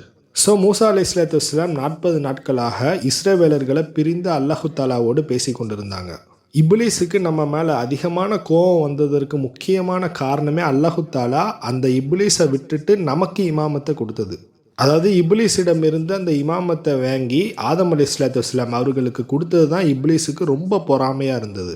இப்போ அல்லாஹு தாலா இந்த இஸ்ரவேலர்களை தேர்ந்தெடுத்து இந்த இஸ்ரவேலர்களுக்கு இமாமத்தை கொடுக்க போகிறேன்னு சொல்கிறான். இப்போ இப்லீஸ் சும்மா இருப்பானா? இந்த இமாமத்திற்காக வேண்டி தான் இப்லீஸுக்கு மனிதர்கள் மீது பொறாமை வந்தது. சூரா அல் ஹிஜ்ரில் 25வது வசனத்திலிருந்து தொடர்ந்து படித்து பாருங்கள். அல்லாஹு தாலா இப்லீஸுக்கு கட்டளை இடுவான், நீங்கள் இந்த ஆதமுக்கு சுஜூது செய்யுங்க. அதற்கு இப்லீஸ் சொல்லுவான், என்னால் இவங்களுக்கு எப்படி சுஜூது செய்ய முடியும்? நான் நெருப்பால் படைக்கப்பட்டிருக்கிறேன், இவன் மண்ணால் படைக்கப்பட்டிருக்கிறான், இவனை விட நான் உயர்ந்தவன், நான் இவனுக்கு சஜிதா செய்ய மாட்டேன் அப்படின்னு சொன்னதுனால அல்லாஹு தாலா இப்லீஸை சபிச்சிருவான். அதாவது இப்லீஸுடைய நோக்கம், நான் இந்த ஆதமை கலீஃபாவாக ஏற்றுக்கிட மாட்டேன். உடனே அல்லாஹு தாலா இப்லீஸ்கிட்ட சொல்லுவான், நீ இந்த இடத்த விட்டு ஒதுங்கி போயிரு. இன்ன அலைக்கல் லஅனத இலா யௌமித்தீன், தீர்ப்பு நாள் வரும் வரையில் உன் மீது சாபம் உண்டாகட்டும்னு அல்லாஹு தாலா சொல்லிடுவான். உடனே இப்லீஸ் சொல்லுவான், அந்த தீர்ப்பு நாள் வர வரைக்கும் எனக்கு அவகாசம் கூடிய அல்லாஹ். எந்த விஷயத்துக்கு அவகாசம்? இந்த மனிதர்களை வழிகெடுப்பதற்கான அவகாசம் எனக்கு கூடிய அல்லாஹ். இப்லீஸ் அல்லாஹு தாலாட்ட சொல்லுவான், இந்த மனிதர்கள் எல்லாருமே உனக்கு நன்றி கெட்டவங்கன்னு நான் உணர்த்துறேன் அப்படின்னு சொல்லிட்டு தான் இப்லீஸ் அந்த இடத்த விட்டு போவான். சூரா அல் ஹிஜ்ரில் 39வது வசனத்தில் அல்லாஹு தாலாட்ட இப்லீஸ் சொல்லுவான், யா அல்லாஹ், நீ என்னை வழிகேட்டில் விட்டு விட்டதால் நான் ஒரு விஷயம் பண்ண போகிறேன். இந்த மனிதர்களுக்கு வழிகேடான விஷயத்தை ஃபுல்லாக அழகாக காட்டி அவங்கள நான் வழிகெடுக்க போகிறேன். சூரா இஸ்ரால 64வது வசனத்தில் அல்லாஹு தாலா சொல்லியிருப்பான், வஸ்தப்ஸிஸ் மனிஸ் தத்த மின்கும் பி சவுத்திக்க வ அஜ்லிப அலைஹிம் பி ஹைலிக்க வ ரஜிலிக்க வ சாரிக்கும் ஃபில் அம்வாலி வல் அவுலாதி வைதுகும் ஒமா ஐதுக்கும் ஷைத்தானு இல்லா ஒரூரா. இந்த வசனத்தில் அல்லாஹு தாலா சொல்லியிருப்பான், இந்த இப்லீஸுக்கு எல்லா விதமான சுதந்திரமும் கொடுக்கப்பட்டிருக்கு. எதற்கு? இந்த மனிதர்களை வழிகெடுப்பதற்கு. அதே சமயத்தில் இந்த மனிதர்களுக்கு இந்த இப்லீஸுடைய வழியிலிருந்து தப்பிப்பதற்கான வழியையும் அல்லாஹு தாலா நமக்கு சொல்லி கொடுத்துருக்கிறான். இப்போ இந்த உலகத்தில் நமக்கான போட்டி என்னன்னு சொன்னால், சைத்தானுடைய வழியை பின்பற்றுகிறோமா இல்லை அல்லாஹு தாலாவுடைய நேர்வழியை பின்பற்றுகிறோமா? அல்லாஹு தாலா இந்த இப்லீஸுக்கு இந்த மனிதர்களை வழிகெடுப்பதற்கு என்னென்ன சுதந்திரம்லாம் கொடுத்துருக்கான்னு சொன்னால், ஃபஸ்ட்டு பி சவுத்திக்க, அதாவது உன்னுடைய குரலை கொண்டு நீ மனிதர்களை வழிகெடுத்துக்கோ. நம்ம ஷீத் அலைஹிஸ்ஸலாம் அவர்களுடைய தொடரில் அவனுடைய குரல் எப்படின்னா மியூசிக்னு சொல்லியிருந்தோம். அடுத்து உன்னுடைய குதிரைப்படை காலாட்படை, அதை கொண்டு நீ வழிகெடுத்துக்கோ. அடுத்து அவர்களுடைய செல்வங்கள் குழந்தைகள், இதன் மூலமாகலாம் நீ புகுந்து அவர்களை வழிகெடுத்துக்கோ. கடைசியில் அல்லாஹு தாலா சொல்வா, ஒமாய் ஐதுக்கும் ஷைத்தானோ இல்லை ஒரூரா. அல்லாஹு தாலா அந்த ஷைத்தானுக்கு வழங்கின இந்த எல்லா விஷயமுமே மனிதர்களை ஏமாற்றுவதற்கு தான், வெறும் ஏமாற்றத்தை தவிர வேறு இல்லைன்னு அல்லாஹு தாலா சொல்லியிருப்போம். இப்போ தான் முக்கியமான டாபிக் உள்ள போகிறோம். அல்லாஹு தாலா இந்த இப்லீஸுக்கு நிறைய விஷயத்தை வழங்கியிருக்கிறான், ஒரு விஷயத்தை தவிர. அது என்னன்னு சொன்னால், இந்த இப்லீஸுக்கு இல்முல் அஸ்மா கிடையாது. இந்த இல்முல் அஸ்மாவை பற்றி நான் தொடர் 9ல் நான் தெளிவாக பேசியிருப்பேன். இந்த இல்முல் அஸ்மானா என்ன, இந்த பெயர்களுடைய அறிவுனா என்ன அப்படிங்கிறது தெரியாதவங்க அந்த தொடரை பார்த்துட்டு வந்து இதை கண்டினியூ பண்ணால் ரொம்ப சிறந்தது. இப்போ இந்த இப்லீஸுக்கு இல்முல் அஸ்மா கொடுக்கப்படாததுனால என்னவாக இருந்தாலும் அவன் மனிதர்களை வழிகெடுப்பதில் ஒரு பாயிண்ட் அவன் வீக்காக தான் இருக்கான். இப்போ எடுத்துக்காட்டாக சொல்லணும்னா, இப்போ நம்ம இருக்கிறோம், நம்ம ஒரு எனிமியை டிஃபீட் பண்ணணும். அப்படி டிஃபீட் பண்ணணும்னு சொன்னால் அந்த எனிமியுடைய ஸ்ட்ராங்கான பாயிண்ட் என்ன, வீக்கான பாயிண்ட் என்னன்னு தெரிஞ்சுக்கணும். அதாவது அந்த எதிரியுடைய பலம் என்ன, பலகீனம் என்னங்கிறது தெரிஞ்சுக்கணும். இப்போ அல்லாஹு தாலா இந்த மனிதர்களுக்கு கொடுத்த ஒரு மிகப்பெரிய ஸ்ட்ராங் பாயிண்ட், அதாவது பலம் என்னன்னு சொன்னால் அது இல்முல் அஸ்மா. இப்போ இந்த இல்முல் அஸ்மா சம்மந்தப்பட்ட அந்த நாலேஜை அல்லாஹு தாலா இப்லீஸுக்கு ஜின்களுக்கெல்லாம் கொடுத்துருக்கானா அப்படின்னு கேட்டால் அவன் கொடுக்கல. இப்போ எப்படி இப்லீஸுக்கு மனிதர்களை ஈக்குவல் பண்ண முடியும்? ஆக்சுவலாக இப்லீஸுக்கு ஒரு முக்கியமான விஷயத்தில் பலமே இல்லை. இப்போ எப்படி ஈக்குவல் பண்ண முடியும்னு சொன்னால், அல்லாஹு தாலா இப்லீஸுக்கு ஒரு விஷயத்தை கொடுக்குறான். அந்த விஷயந்தான் தஜ்ஜால் என்ற படைப்பு. இப்லீஸ் மனிதர்களை வழிகெடுப்பதற்கு அல்லாஹு தாலா கொடுத்த ஒரு மிகப்பெரிய ஃபோர்ஸ், ஒரு பவர் தான் தஜ்ஜால். எதனாலன்னு சொன்னால், அல்லாஹு தாலா இந்த தஜ்ஜாலுக்கு இல்முல் அஸ்மாவை கொடுத்துருக்குறான். ஆனால் ஒரு மைனஸ் என்னென்னா, இந்த தஜ்ஜால்கிட்ட இல்முல் அஸ்மா மட்டும்தான் உண்டு. அல்லாஹு தாலா இந்த நப்ஸுக்கு, அதாவது ரூஹுக்கு 2 வகையான கண்களை பற்றி சொல்கிறான். அதில் ஒரு கண் எதை குறிக்குதுன்னு சொன்னால் இல்முல் அஸ்மாவை குறிக்குது. இன்னொரு கண் என்னன்னு சொன்னால் இல்முல் இஸ்லாம். அல்லாஹு தாலா முதல்ல ஆதம் அலைஹிஸ்ஸலாம் அவர்களை படைத்து விட்டு அங்கே இருக்கக்கூடிய எல்லா வானவர்கள்ட்டையும் சொல்லுவான், நான் இந்த பூமியில் இந்த ஆதம் அலைஹிஸ்ஸலாம் அவர்களை கலீஃபாவாக ஆக்க போகிறேன். உடனே மலக்குகள் சொல்லுவாங்க, எதற்கு யாழ்ல இந்த படைப்பு? இவங்களும் இந்த உலகத்துல ரத்தம் சிந்தக்கூடியவர்களாக தான் இருக்காங்க, இவர்களை எதற்கு நீ படைக்கிற அப்படின்னு கேட்டதற்கு அல்லாஹு தாலா சொல்லுவான், கால இன்னி அலமு மாலா தலமூன். உடனே அல்லாஹு தாலா இந்த மலக்குகள்கிட்ட கேட்பான், இந்த உலகத்தில் இருக்கக்கூடிய எல்லா பேர்களை பற்றியும் நீங்கள் என்கிட்ட சொல்லுங்க பார்ப்போம் அப்படின்னு கேட்பாங்க. உடனே மலக்குகள் சொல்லுவாங்க, எனக்கு தெரியாது யா அல்லாஹ், நிச்சயமாக இதை நீயே அறிந்து கொள்பவனாக இருக்கிறாய் அப்படின்னு சொல்லுவாங்க. உடனே ஆதம் அலைஹிஸ்ஸலாத்து வஸ்ஸலாம் அவர்கள்ட்ட அல்லாஹு தாலா கேட்பான். உடனே ஆதம் அலைஹிஸ்ஸலாத்து வஸ்ஸலாம் ஒவ்வொரு பேர்களை பற்றியும் சொல்லுவாங்க. இது ஆதம் அலைஹிஸ்ஸலாத்து வஸ்ஸலாம் அவர்களுக்கு கொடுக்கப்பட்ட ஒரு கண், அதாவது அறிவு கண், இல்முல் அஸ்மா. இன்னொரு கண் என்னன்னு சொன்னால், அல்லாஹு தாலா ஆதம் அலைஹிஸ்ஸலாத்து வஸ்ஸலாம் அவர்களை இந்த உலகத்திற்கு அனுப்பி வைத்த பிறகு அல்லாஹு தாலா சொல்லியிருப்பான், நீ அங்கே இரு, என் புறத்தில் இருந்து ஒரு நேர்வழி வரும்னு சொல்லியிருப்பான். அந்த நேர்வழி தான் இல்மே இஸ்லாம் என்று அழைக்கப்படக்கூடிய இன்னொரு கண். இந்த உலகத்தில் இந்த 2 கண்ணையும் அப்ளை பண்ணி நம்ம ஆட்சி பண்ணணும். அந்த பர்பஸ்க்கு தான் அல்லாஹு தாலா நம்மளை படைச்சிருக்கிறான். இப்போ இந்த தஜ்ஜாலுடைய படைப்பு எப்படின்னு சொன்னால், அவன் ஒரு கண் ஊனமானவன், அவன்கிட்ட ஒரே ஒரு கண் மட்டும்தான் உண்டு. அதுதான் தஜ்ஜாலுக்கு கொடுக்கப்பட்ட அந்த இல்முல் அஸ்மா, அது மட்டும்தான் கொடுக்கப்பட்டிருக்கு. அவனுக்கு இல்மே இஸ்லாம் கிடையாது. எடுத்துக்காட்டாக சொல்லணும்னா, அவனுடைய பிஹேவியர் எப்படி இருக்குன்னு சொன்னால், ஒரு ரோபோட் மாதிரி இருக்கும். நான் ரோபோட்டுன்னு சொல்ல வரல, ஒரு ரோபோட் மாதிரி இருக்குன்னு சொல்ல வந்தேன். இந்த உலகத்தில் இருக்கக்கூடிய பொருட்கள், அதனுடைய பெயர்கள், அதனுடைய தன்மைகள், எல்லா நாலேஜுமே அவனுக்கு கொடுக்கப்பட்டிருக்கு. ஆனால் சரி எது தப்பெது அப்படிங்கிறத பிரித்து அது யோசிக்கும்படியான இல்மு அவனுக்கு கொடுக்கப்படல. கடந்த 100 வருடங்களாக நம்ம உலகத்தில் மிகப்பெரிய கண்டுபிடிப்புகள்லாம் கண்டுபிடிக்கப்பட்டிருக்கு. இதெல்லாம் யாருடைய உதவினால? சைத்தானால் வழிகெடுக்கப்பட்ட மனிதர்கள் எல்லாருமே இவனுடைய உதவியில் தான் இந்த எல்லா கண்டுபிடிப்பும் கண்டுபிடிச்சிருக்கிறாங்க. இந்த உலகத்தோட முக்கியமான ரிசோர்ஸை ஃபுல்லாக தவறான விஷயத்துக்கு யூஸ் பண்ணி நம்ம அடுத்த ஜெனரேஷனுக்கு ஒரு புற்பூண்டு, ஒரு உணவை கூட விட்டு வைக்காத ஒரு மோசமான சமுதாயமாக நம்ம வாழ்ந்துகிட்டு இருக்கிறோம். நீங்களே கொஞ்சம் ப்ராக்டிக்கலாக யோசிச்சு பாருங்கள். இந்த டெக்னாலஜி, இந்த ஏவுகணைகள், இதெல்லாமே ஹலால்னு சொன்னால் அல்லாஹு தாலா ஒரு நபி மூலமாலாம் இதை இறக்கி வச்சிருக்கணும். இந்த உலகத்தில் இருக்கக்கூடிய எல்லா கண்டுபிடிப்புகளையுமே வெள்ளைக்காரன் தான் கண்டுபிடிச்சிருக்கிறான். குடும்பவியல் சட்டத்தில் அந்த வெள்ளைக்காரனுடைய சுண்ணத்தை நம்ம ஏற்றுக்கிட மாட்டோம். தனிமனித ஒழுக்கம் சட்டத்தில் அந்த வெள்ளைக்காரனுடைய அந்த சுண்ணத்தை ஏற்றுக்கிட மாட்டோம். அப்படி இருக்கும்போது அவனுடைய அந்த கண்டுபிடிப்பை மட்டும் நம்ம ஏற்றுக்கிட்டோமே, இதற்கு என்ன காரணம்னு யோசிச்சு பார்த்துருக்குறீங்களா? நான் முதல்ல சொன்னது தான், இந்த கண்டுபிடிப்புகள் அனைத்துமே நம்மளை முற்போக்கு சிந்தனையில் கொண்டு போயிட்டுருக்குங்கிற பேரில் பிற்போக்கு சிந்தனையின் பக்கம் தான் கொண்டு போயிட்டு இருக்குது. இன்ஷால்லா நிறைய விஷயங்கள் சொல்ல வேண்டியது இருக்குது. எல்லாமே இந்த வீடியோவில் மட்டுமே நம்ம சொல்லிட முடியாது. இன்ஷால்லா வரக்கூடிய தொடர்களில் அதை பற்றி நான் தெளிவாக பேசுகிறேன். இப்போ அல்லாஹு தாலா இந்த இஸ்ரவேலர்களுக்கு இமாமத்தை கொடுக்கணும்னு சொல்லிட்டு முடிவெடுக்கிறான். இப்போ இப்லீஸ் இந்த இஸ்ரவேலர்களுக்கு இமாமத்து கிடைக்கக்கூடாதுன்னு சொல்லிட்டு ஒரு சில சூழ்ச்சிகள் பண்ணுறான். அந்த சூழ்ச்சி என்னன்னு சொன்னால், அல்லாஹு தாலா தனக்கு வழங்கிய ஒரு மிகப்பெரிய பலமான இந்த தஜ்ஜால இந்த சமுதாயத்துக்கு மத்தியில் ஏவி விடுறான். அல்லாஹு தாலா குரானில் இவனை சாமிரி அப்படின்னு சொல்லியிருப்பான். இந்த குரானில் வரக்கூடிய சாமிரி தான் தஜ்ஜால். நீ எந்த எவிடன்ஸோடு சொல்கிறேன்னு நீங்கள் கேட்குறது புரியுது. இன்ஷால்லா நீங்கள் தொடர்ந்து இந்த வீடியோவை பாருங்கள், இன்ஷால்லா நான் புரிய வைக்கிறேன். சரி, இப்போது அல்லாஹு தாலா மூசா அலைஹிஸ்ஸலாத்து வஸ்ஸலாம் அவர்களுக்கு 40 நாட்கள் வாக்களித்ததால் மூசா அலைஹிஸ்ஸலாத்து வஸ்ஸலாம் இந்த 40 நாட்களுமே ஹாரூன் அலைஹிஸ்ஸலாத்து வஸ்ஸலாம் அவங்களுக்கு அமீர் பொறுப்பை கொடுக்குறாங்க. நீங்கள் போய் நம்ம சமுதாயத்தை பார்த்துக்கோங்க, நீங்கள் சைத்தானுடைய வழியை பின்பற்றாதீங்கன்னு அட்வைஸ் பண்ணிலாம் விடுறாங்க. இப்போ அவர்களோடு அந்த கூட்டத்தில் இருந்த 12 தலைவர்கள்ட்டையும் சொல்லி விடுறாங்க. அதாவது அல்லாஹு தாலா 10 கட்டளைகளை இறக்குனாம்ல, 10 கமாண்ட்மெண்ட்ஸ். அந்த 10 கட்டளைகளையும் நீங்கள் உங்கள் சமுதாயத்திட்ட போய் நீங்கள் வாக்குறுதி வாங்குங்கன்னு சொல்லிட்டு அந்த 12 பேரை விட்டுருப்பாங்க. நம்ம ஆல்ரெடி சொல்லியிருந்தோம். இப்போ அதன்படி அந்த 12 தலைவர்களுமே அவங்களுக்கு கீழே இருக்கக்கூடிய சமுதாயம், ஒவ்வொரு குலம் கோத்திரமாக இருப்பாங்கல்ல, அவங்கள்ட்ட போய் வாக்குறுதி வாங்குறாங்க.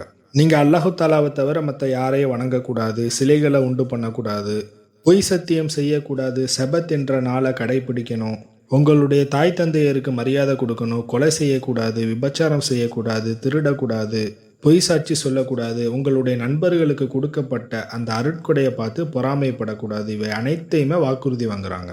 இப்போ அந்த மக்கள் எல்லாருமே ஹாரூன் அலைஹிஸ்ஸலாத்து வஸ்ஸலாம் அவங்க தலைமைக்கு கீழே இருக்கிறாங்க. ஆனால் அந்த மக்கள் மூசா நபியை பார்த்து பயந்த மாதிரி ஹாரூன் அலைஹிஸ்ஸலாத்து வஸ்ஸலாம் அவங்கள பார்த்து பயப்படல. இதற்கு எடுத்துக்காட்டாக சொல்லணுன்னா, ஒரு கிளாஸ் ரூம் எடுத்துக்கலாம் ஸ்கூலில். அதில் ஸ்டூடெண்ட்ஸ் எல்லாருமே ஒரு ஸ்ட்ரிக்டான டீச்சருக்கு கீழே ரொம்ப டிசிப்ளினாக, ரொம்ப அமைதியாக இருப்பாங்க. இப்போ அந்த டீச்சர் போயிட்டு புதுசாக ஒரு டீச்சர் வராங்க, அவங்க ரொம்ப நார்மலாக, ஸ்ட்ரிக்டே இல்லாமல் ரொம்ப நார்மலாக இருந்தாங்கன்னா அந்த ஸ்டூடெண்ட்ஸ் என்ன பண்ணுவாங்க? அந்த கிளாஸுக்குள்ளேயே சண்டை போடுறது, பாடத்தை ஒழுங்காக கவனிக்காமல் இருக்கிறது, சேட்டை பண்ணுறது, இதெல்லாம் நடக்கும்ல. இப்போ ஹாரூன் அலைஹிஸ்ஸலாத்து வஸ்ஸலாம் தலைவர் அப்படின்னு சொன்ன உடனே இதுதான் டைமு, இப்போ தான் நம்ம மனப்போக்குப்படி போக முடியும் அப்படின்னு சொல்லிட்டு ஒரு கூட்டம் கிளம்புறாங்க. இதற்கு நடுவில் இப்லீஸ் தன்னுடைய படையை வச்சு அந்த கூட்டத்துக்குள்ளே ஒரு விஷயத்தை பரப்பி விடுறான், ஒரு அவதூறு மாதிரி. இது என்னன்னு சொன்னால், மூசா நபி அவங்க திரும்ப வரமாட்டாங்க, அவங்க இறந்து போயிட்டாங்க, இப்படியெல்லாம் அந்த கூட்டத்துக்கு நடுவில் அவதூறு பரவுது. இப்போ அவங்க வந்து ஹாரூன் அலைஹிஸ்ஸலாத்து வஸ்ஸலாம் அவங்கள்ட்ட கேட்குறாங்க, மூசாவெங்கன்னு கேட்டுக்கிட்டே இருக்கிறாங்க. அதற்கு ஹாரூன் அலைஹிஸ்ஸலாத்து வஸ்ஸலாம் அவங்களும் சொல்கிறாங்க, அவங்க இறைவனிடத்தில் ஒரு வேலையாக போயிருக்கிறாங்க, திரும்பி வருவாங்கன்னு சொல்கிறாங்க. ஆனால் அந்த மக்கள் கேட்கல. தொடர்ந்து ஹாரூன் அலைஹிஸ்ஸலாத்து வஸ்ஸலாம் அவங்கள்ட்ட வந்து மூசாவெங்க இப்படி தொந்தரவு பண்ணிக்கிட்டே இருந்தாங்க. இதற்கப்புறம் இன்னும் நிறைய வழக்கு தீர்க்க முடியாத நிறைய பிரச்சனையெல்லாம் வருது. அதாவது தீர்க்க முடியதெல்லாம் அவங்களுக்குள்ளே பார்த்துக்கிடுவாங்க, தீர்க்க முடியாததெல்லாம் மூசா அலைஹிஸ்ஸலாத்து வஸ்ஸலாம் அவங்கள்ட்ட வந்து சொல்லுவாங்க.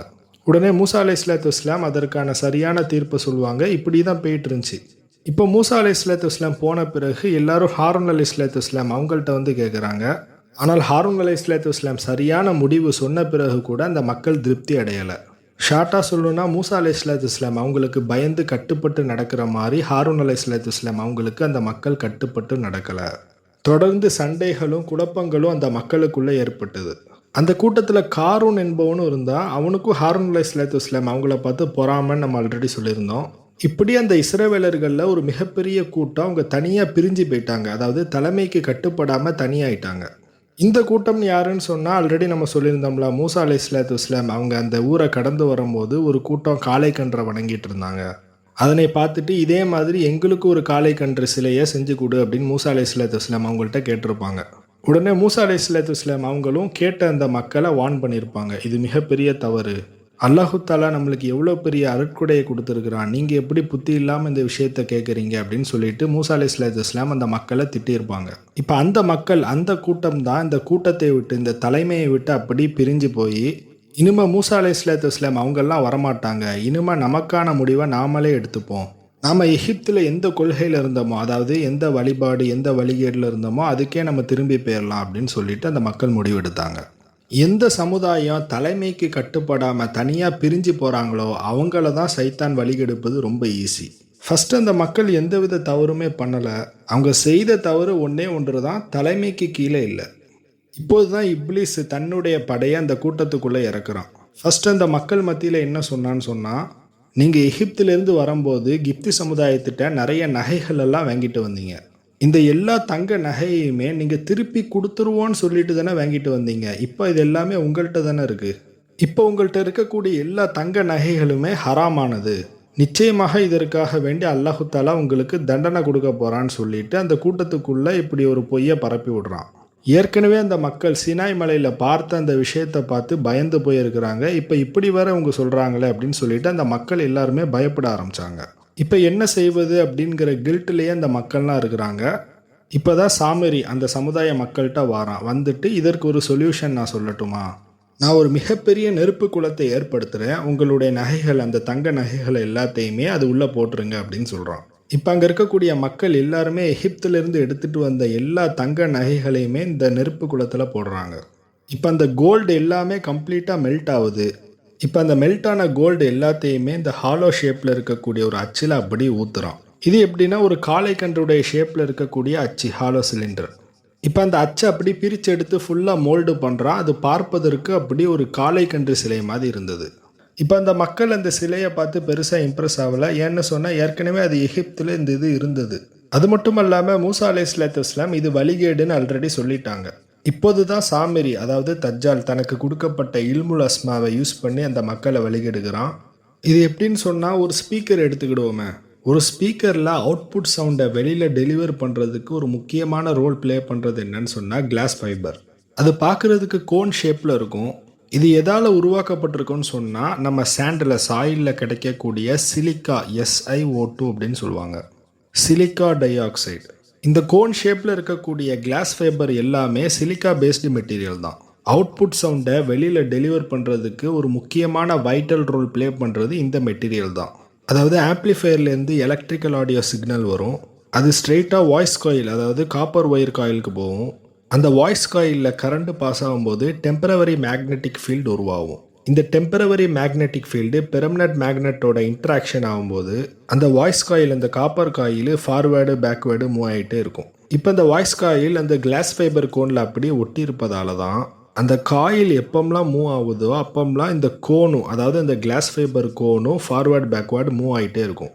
ஸோ அந்த கிளாஸ் ஃபைபர் கோனை அப்படியே புஷ் பண்ணி புல் பண்ணும். அதாவது முன்னாடி போய் பின்னாடி வரதால் இதில் ஒரு ப்ரெஷர் வேவ் உண்டாகும். அந்த ப்ரெஷர் வேவ் மூலமாக தான் சவுண்ட் வேவ் உண்டாகுது. ஸோ இந்த ஸ்பீக்கர் வந்து உருவாவதற்கு ஒரு வைட்டல் ரோல் ப்ளே பண்ணுறது என்னன்னு சொன்னால் சவுண்டு உருவாவதற்கு வைட்டல் ரோல் ப்ளே பண்ணுறது என்னன்னு சொன்னால் இந்த சிலிக்காவால் உருவாக்கப்பட்ட இந்த கோன் ஷேப்பில் இருக்கக்கூடிய அந்த மெட்டீரியல் தான்.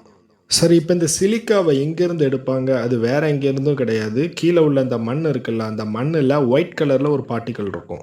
அந்த ஒயிட் கலர் பார்ட்டிக்கல் தான் சிலிக்கா. இந்த சிலிக்கா குவாட்ஸ் எல்லாமே மண்ணில் தான் அதிகமாக இருக்குது.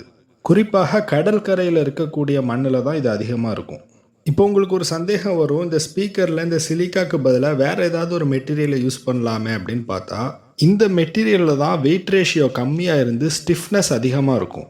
ஒருவேளை மற்ற மெட்டீரியலை வச்சுட்டு அதனுடைய வெயிட் அதிகமாகி அது காப்பர் ஆயில் அப்படி ஒட்டி வச்சுருந்தோன்னு சொன்னால் அதனுடைய ப்ரெஷர் மாற வாய்ப்பு இருக்குது. சரி, இப்போது செய்திக்கு வரலாம். இப்போ இந்த சாமிரி அந்த ஸ்பீக்கர் டெக்னாலஜி அப்படி இந்த காலை கன்றின் மீது அப்ளை பண்ணானான்னு பார்த்தா அப்படி இல்லை.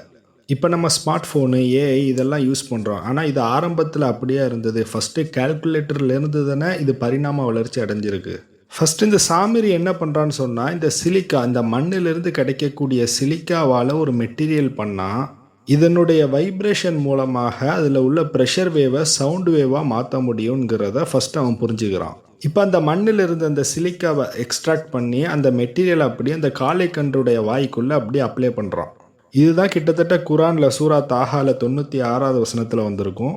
தூதருடைய காலடியிலிருந்து இருக்கக்கூடிய மண்ணிலிருந்து ஒரு பிடியை எடுத்து அந்த காளை கன்று மேலே போட்டான் அப்படின்னு வந்திருக்கும். சும்மா ஒரு மண்ணை தூக்கி போட்டால் எப்படி சவுண்ட் வேவ் உருவாக்க முடியும்? இந்த மாதிரியான அற்புதங்களை ஃபுல்லாக நிகழ்த்துவதற்கு அல்லாஹு தாலாவால் தான் முடியும். இது அல்லாமல் ஏதாவது ஒரு விஷயம், ஏதாவது ஒரு நிகழ்வு, அற்புதம் நடந்திருக்குதுன்னு சொன்னால் இதற்கு பின்னாடி இப்படி ஒரு டெக்னாலஜி இருக்குதுன்னு அர்த்தம். இந்த டெக்னாலஜி சம்மந்தப்பட்ட நாலேஜை அல்லாஹு தாலா இந்த மனிதர்களுக்கு கொடுத்துருக்கான். அதாவது இல்முல் அஸ்மா. இன்னும் உங்களுக்கு இதில் ஒரு கிளாரிட்டி கிடைக்கலன்னா தயவு செஞ்சு தொடர் 9 பார்த்துட்டு வாங்க, அப்போ தான் புரியும். ஸோ இந்த இல்முல் அஸ்மா சாமிரிக்கும் கொடுக்கப்பட்டிருக்கு. இப்போ இதன் அடிப்படையில் தான் அந்த காளை கன்றுடைய வாயில் இதை அப்ளை பண்ணுறான். இப்போ இந்த வாய்க்கு அப்படி பின்புறத்தில் அப்படி ஃபுல்லாக ஓட்ட போடுறான். இப்போ காற்று வேகமாக அடிக்குது. அடித்து அந்த கோன் வழியாக வரும்போது மா அப்படின்னு ஒரு சவுண்ட் வேவோடு வருது. அதாவது ஒரு காளை கன்று எப்படி சவுண்டு போடுமோ அதே மாதிரியான சவுண்ட் அங்கே வருது. இதை பார்த்த இஸ்ரவேலர்கள் எல்லாருமே இந்த காளை கன்று தான் மூசாவுடைய ரப்பா இருக்குமோன்னு சொல்லிட்டு எல்லாரும் நம்ப ஆரம்பிச்சாங்க. இன்னொரு முக்கியமான விஷயம், பைபிளில் ஹாரூன் அலைஹிஸ்ஸலாத்து வஸ்ஸலாம் அவங்க தான் இந்த காளை கன்றை செஞ்சு அந்த மக்களை வழிகெடுத்தாங்கன்னு சொல்லிட்டு வந்திருக்கும். ஆனால் அல்லாஹு தாலா குரானில் தெளிவாக சொல்லியிருப்பான், ஹாரூன் அலைஹிஸ்ஸலாத்து வஸ்ஸலாம் எந்தவித தவறும் பண்ணல, தப்பு பண்ணது எல்லாமே சாமிரின் தான் அப்படின்னு சொல்லிட்டு. இப்போ ஹாரூன் அலைஹிஸ்ஸலாத்து வஸ்ஸலாம் வந்து பார்க்குறாங்க. பார்த்துட்டு அந்த மக்களுக்கு அட்வைஸ் பண்ணுறாங்க, இது சைத்தானுடைய வழி. நிச்சயமாக இந்த செயலை அல்லாஹு தாலா விரும்ப மாட்டான், மூசா அலைஹிஸ்ஸலாத்து வஸ்ஸலாம் விரும்ப மாட்டாங்க. இது மிகவும் வழிகேடான செயல், நீங்கள் அல்லாஹு தாலாட்ட கொடுத்த வாக்குறுதியை மறந்துட்டீங்களான்னு சொல்லிட்டு எவ்வளவோ அட்வைஸ் பண்ணுறாங்க.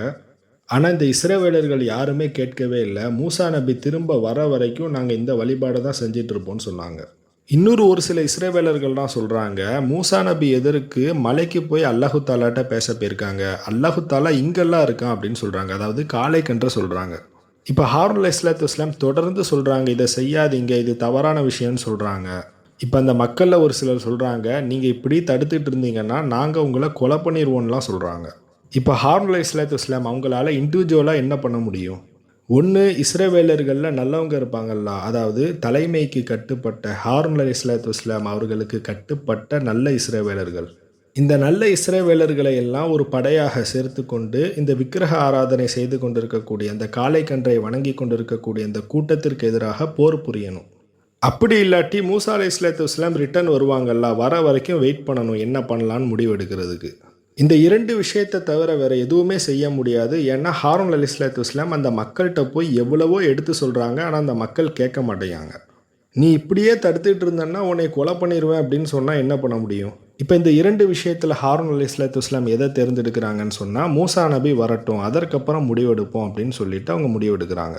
அதுதான் சூரா தாஹால 94வது வசனத்திலே வந்திருக்கும். பனி இஸ்ரவேலர்களை இப்படி விட்டுட்டீங்களேன்னு மூசா நபி கேட்டபோது ஹாரூன் அலைஹிஸ்ஸலாத்து வஸ்ஸலாம் சொல்லியிருப்பாங்க, இந்த 2 கூட்டத்திற்கும் பிரிவினை உண்டு பண்ணிட்டீங்களேன்னு நீங்கள் கேட்டுறக்கூடாதுன்னு சொல்லிட்டு தான் நான் பொறுமையாக இருந்தேன். ஏன்னு சொன்னால் போர் புரிஞ்சேன்னா பிரிவினை தானே உண்டாகும். பெரிய முடிவுகள் எடுக்கும்போது மூசா அலைஹிஸ்ஸலாத்து வஸ்ஸலாம் அவங்களுடைய அனுமதி இல்லாமல் எடுக்கக்கூடாதுன்னு சொல்லிட்டு தான் மூசா அலைஹிஸ்ஸலாத்து வஸ்ஸலாம் அவங்க வர வரைக்கும் ஹாரூன் அலைஹிஸ்ஸலாத்து வஸ்ஸலாம் பொறுமையாக இருந்தாங்க. இப்போ அல்லாஹு தாலா இந்த மக்களுக்கு எப்படி ஆட்சி அதிகாரத்தை கொடுப்பான்? அல்லாஹு தாலா அந்த மக்கள்கிட்ட சொல்லியிருப்பான், நீங்கள் என்னுடைய வாக்குறுதியை காப்பாற்றினாதான் நான் உங்கள்கிட்ட கொடுத்த வாக்குறுதி, அதாவது இப்ராஹிம் அலைஹிஸ்ஸலாத்து வஸ்ஸலாம் அவங்கள்ட்ட கொடுத்த வாக்குறுதியை நிறைவேற்றுவேன். அல்லாஹு தாலா அந்த இஸ்ரவேலர்கள்ட்ட கேட்ட அந்த வாக்குறுதியில் ஃபஸ்ட்டு வாக்குறுதியே அவங்க மீறிடுவாங்க. அதாவது ஃபஸ்ட்டு 2 வாக்குறுதி. அதில் முதல் விஷயம் என்ன இருக்குது? அல்லாஹு தாலாவை மட்டும்தான் வணங்கணும், அவனை தவிர மற்ற யாரையும் வணங்கக்கூடாது. 2வதாக சிலை வணக்கம் செய்யக்கூடாது. இப்போ அந்த இஸ்ரவேலர்கள் அந்த காளை கன்றை வணங்கியதன் மூலமாக ஃபஸ்ட்டு 2 வாக்குறுதியையுமே மீறிடுவாங்க. அதாவது பேசிக்லேயே அடிப்படையிலேயே அவங்க தப்பு பண்ணிடுவாங்க. இப்போ இவங்கள்ட்ட கிலாஃபத்தை கொடுத்தா, அதாவது ஆட்சி அதிகாரத்தை கொடுத்தா எப்படி விளங்கும்? இவர்கள் கையில் ஆட்சி அதிகாரம் போச்சுன்னு சொன்னால் இன்னொரு ஃபிரௌனாக தான் இவங்க உருவாகுவாங்க. ஸோ எப்போ அவங்க காளை கன்றை வணங்குனாங்களோ அப்போவே அல்லாஹு தாலா முடிவு பண்ணிட்டா இவங்களுக்கு ஆட்சி அதிகாரத்தை கொடுக்கக்கூடாது. இப்போ தான் மூசா அலைஹிஸ்ஸலாத்து வஸ்ஸலாம் ஆசையோடு வராங்க. அதாவது அல்லாஹு தாலா கொடுத்த அந்த தௌராத் வேதம், அந்த ஸ்டோன் டேப்லெட்ஸ் அதெல்லாம் எடுத்துகிட்டு ரொம்ப ஆசையோடு வராங்க. அதாவது அல்லாஹு தாலா நமக்கு ஆட்சி அதிகாரத்தை கொடுக்க போகிறான், இதை வச்சு நம்ம ஒரு சிறந்த ஆட்சியை செஞ்சு காட்டணும், இந்த உலகத்தில் இருக்கக்கூடிய உம்மத்திலேயே ஒரு சிறந்த உம்மத்தாக நம்ம ஆகணும் அப்படின்னு சொல்லிட்டு மூசா அலைஹிஸ்ஸலாத்து வஸ்ஸலாம் ஆசையோடு வந்து பார்க்குறாங்க. இப்போ ஒரு கூட்டம் காளை கன்றை வணங்கிட்டு இருக்கிறத பார்த்துட்டு மனசு உடைஞ்சு போகிறாங்க. நீங்களே மூசா அலைஹிஸ்ஸலாத்து வஸ்ஸலாம் எவ்வளோ வருத்தப்பட்டிருப்பாங்கன்னு யோசிச்சு பாருங்கள். தன்னுடைய மனைவி, தன்னுடைய குழந்தைகள் எல்லாத்தையுமே இந்த இஸ்ரவேலர்களுக்காக தான் பிரிஞ்சு வந்தாங்க. எகிப்துக்கும் வந்து இந்த ஃபிரௌனுடைய தொந்தரவை எல்லாம் சகிச்சுக்கிட்டு பல கிலோமீட்டர் ட்ராவல் பண்ணி கரெக்டான உணவு கிடைக்காம, சாப்பாடு கிடைக்காம எத்தனை பேர் எவ்வளோ கஷ்டப்பட்டுருக்குறாங்க. இவை அனைத்தும் ஒரே ஒரு காரணத்திற்காக தான், அதாவது இந்த இஸ்ரவேலர்களை வச்சு ஒரு சிறந்த ஆட்சியை செஞ்சு காட்டணுங்கிற ஆசையில் அவங்க வராங்க. எல்லாம் கிட்டத்தட்ட முடிஞ்சிருக்குங்கிற ஸ்டேஜில் வந்துகிட்டு இருக்கும்போது இவங்க இப்படி காளை கன்றை வணங்கிட்டு இருக்கிறத பார்த்தபோது மூசா அலைஹிஸ்ஸலாத்து வஸ்ஸலாம் அவங்களுடைய மனநிலை எப்படி இருக்குன்னு நீங்கள் யோசிச்சு பாருங்கள்.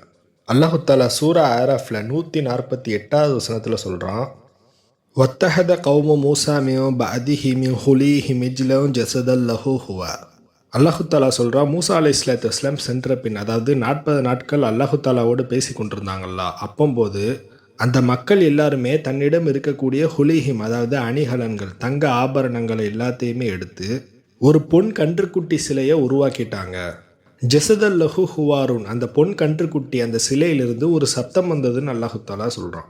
இதை சொல்லிட்டு அலம் யரவ் அன்னஹும் லா யுகல்லிமுஹும் வலா யஹ்தீஹிம் சபீலா, அந்த கன்றுக்குட்டி சிலை வாயிலிருந்து சத்தம்தான் வந்துச்சு, அது பேசலை அப்படின்னு அல்லாஹு தாலா தெளிவாக சொல்கிறான். அந்த சத்தத்தை பார்த்துட்டு அந்த மக்கள் எல்லாருமே இது பேசுது அப்படின்னு சொல்லிட்டு நம்ப ஆரம்பித்தாங்க. அப்படி தான் அவங்க கடவுளாக ஏற்றுக்கிட்டாங்க. ஃபோனு, ஸ்பீக்கரு, அதுலேருந்து வரக்கூடியது சவுண்டா வாய்ஸா? நம்ம வாயிலிருந்து வரக்கூடியது தான் வாய்ஸ், அதாவது பேச்சு. மற்ற எல்லா இந்த எக்யூப்மெண்ட், எலக்ட்ரானிக்கல் எக்யூப்மெண்ட், அதுலேருந்து வரக்கூடியது எல்லாமே, ஈவன் வாய்ஸ், பேச்சு வந்தால் கூட அது வெறும் சவுண்டு தான். இப்போ நான் பேசுகிறது நீங்கள் ஃபோனில் கேட்டுட்டு இருந்தீங்கன்னு சொன்னால் அது என்னது? சவுண்டு. இப்போ இதுவே நேரில் வந்து நான் பயான் பண்ணுறதை கேட்டுட்டு இருக்கிறீங்கன்னா அது என்னது? பேச்சு, அதாவது வாய்ஸ். ஸோ அந்த கன்றுக்குட்டி சிலை வாயிலிருந்து வந்தது வெறும் சப்தம் தான், அது பேச்சு கிடையாது. அந்த கன்றுக்குட்டி பேசலைன்னு அல்லாஹு தாலா சொல்கிறான். ஸோ இந்த காளைக்கன்று சிலை அவர்களிடம் பேசவும் இல்லை, அவர்களுக்கு நேர்வழி காட்டவும் இல்லை என்பதை அவர்கள் உணர்ந்திருக்க வேணாமா அப்படின்னு அல்லாஹு தாலா கேட்குறான். இத்தஹதுஹு வகானு வாலிமீன், நிச்சயமாக அவர்கள் அந்த காளைக்கன்று சிலையை தெய்வமாக ஆக்கியதனால அவங்க அநியாயம் செய்து கொண்டார்கள்னு அல்லாஹு தாலா சொல்கிறான். வலம்மா சுகித ஃபி ஐதீஹிம் வரஅவ் அன்னஹும் கது தொல்லு. மூசா அலைஹிஸ்ஸலாத்து வஸ்ஸலாம் வந்த பிறகு தான் இந்த இஸ்ரவேலர்களில் ஒரு சில பேர் இது தவறுன்னு புரிஞ்சுக்கிறாங்க. அவர்கள் செய்துவிட்ட தவறை பற்றி கை சேதப்பட்டு நிச்சயமாக தாங்கள் தவறிழைத்து விட்டோம் என்பதை உணர்ந்தபோது காலுல இன்லம் யர்ஹம்னா ரப்புனா வ யஃபிர் லனா லலகுனன்னா மினல் ஹாசிரீன், என் ரப்புவே, நீ என் மீது கிருபை செய்து எங்களை மன்னிக்காவிட்டால் நிச்சயமாக நாங்கள் நஷ்டமடைந்து விடுவோம் அப்படின்னு சொன்னாங்க. வலம்மா ரஜஅ மூசா இலா கௌமிஹி கத்பான அசிஃபன், மூசா அலைஹிஸ்ஸலாத்து வஸ்ஸலாம் தன்னுடைய சமுதாயத்திட்ட திருப்பி வந்தபோது, அதாவது கோபத்துடனும் வருத்தத்துடனும் திருப்பி வந்தபோது, கால பிஸமா ஹலஃப்துமூனி மின் பாதி, மூசா அலைஹிஸ்ஸலாத்து வஸ்ஸலாம் அதை இஸ்ரவேலர்கள்ட்ட சொல்கிறாங்க, நாங்கள் இல்லாத சமயத்தில் நீங்கள் ரொம்ப கெட்ட காரியத்தை பண்ணிட்டீங்க. ஆஜில்தும் அம்ர ரப்பிக்கும், உங்கள் இறைவனுடைய கட்டளையை கொண்டு வர அவசரப்பட்டு விட்டீர்கள். அதாவது இறைவனுடைய கட்டளைன்னு சொன்னால் வேதனையை சொல்கிறாங்க. நீங்கள் இப்படி ஒரு தப்பு பண்ணதுனால அல்லாஹு தாலா உங்களுக்கு வேதனையை கொடுக்க போகிறான், நீங்கள் அவசரப்பட்டுட்டீங்கன்னு சொல்கிறாங்க. வால்கல் அல்வாஹ வஹத பி ராசி இலைஹி யஜுர்ருஹு இலைஹ், அல்லாஹு தாலாவுடைய வேதமான அந்த தௌராத்தை கொண்டு வந்தாங்கல்ல, அதாவது அந்த பலகைகள், அதெல்லாமே தூக்கி எறிஞ்சிட்டு உடனே ஹாரூன் அலைஹிஸ்ஸலாத்து வஸ்ஸலாம் அவங்களுடைய தலைமுடியை பிடிச்சி இழுக்கிறாங்க. காலபுன உம்ம இன்னல் கௌமஸ்ததஃபூனி வகாது யக்துலூனனி, அதாவது மூசா அலைஹிஸ்ஸலாத்து வஸ்ஸலாம் கோவப்பட்டு தன்னுடைய சகோதரர் ஹாரூன் அலைஹிஸ்ஸலாத்து வஸ்ஸலாம் அவங்களுடைய தலைமுடியை பிடிச்சி இழுக்கிறாங்க. அதற்கு ஹாரூன் அலைஹிஸ்ஸலாத்து வஸ்ஸலாம் தன்னுடைய சகோதரரான மூசா அலைஹிஸ்ஸலாத்து வஸ்ஸலாம் அவங்கள பார்த்து சொல்கிறாங்க, என்னுடைய தாயுடைய மகனே, இந்த கூட்டம் இருக்கிறாங்கல்ல, இவங்க என்னைய பலகீனப்படுத்தி என்னைய கொலை பண்ண கூட முயன்றாங்க அப்படின்னு சொல்கிறாங்க. ஃபலா துஷ்மித் பியல் அத, இப்படி பண்ணுவதன் மூலமாக பகைவர்களுக்கு இதன் மூலமாக அவங்களுக்கு நீங்கள் மகிழ்ச்சியை ஏற்படுத்திடாதீங்க. அதாவது பொதுவாகவே அந்த இஸ்ரவேலர்கள் கூட்டத்தில் மூசா அலைஹிஸ்ஸலாத்து வஸ்ஸலாம் எப்போவுமே ஹாரூன் அலைஹிஸ்ஸலாத்து வஸ்ஸலாம் அவங்களுக்கு ரொம்ப முன்னுரிமை கொடுப்பாங்க. அதை பார்த்துட்டு ஒரு சில இஸ்ரவேலர்கள்லாம் பொறாமப்பட்டாங்க. குறிப்பாக காரூன் கூட எடுத்துக்கலாம். இப்போ மூசா அலைஹிஸ்ஸலாத்து வஸ்ஸலாம் இல்லாத போது ஹாரூன் அலைஹிஸ்ஸலாத்து வஸ்ஸலாம் அவங்கள தலைவராக்குனாங்கல்ல, அது கூட அங்கே இருக்கக்கூடிய கூட்டத்தில் உள்ளவங்க நிறைய பேர் பொறாமப்பட்டாங்க. இப்போ மூசா அலைஹிஸ்ஸலாத்து வஸ்ஸலாம் ஹாரூன் அலைஹிஸ்ஸலாத்து வஸ்ஸலாம் அவங்கள பார்த்து கோவப்படும் போது அங்கே இருக்கக்கூடிய எதிரிகள்லாம் சந்தோஷப்படுவாங்கல்ல.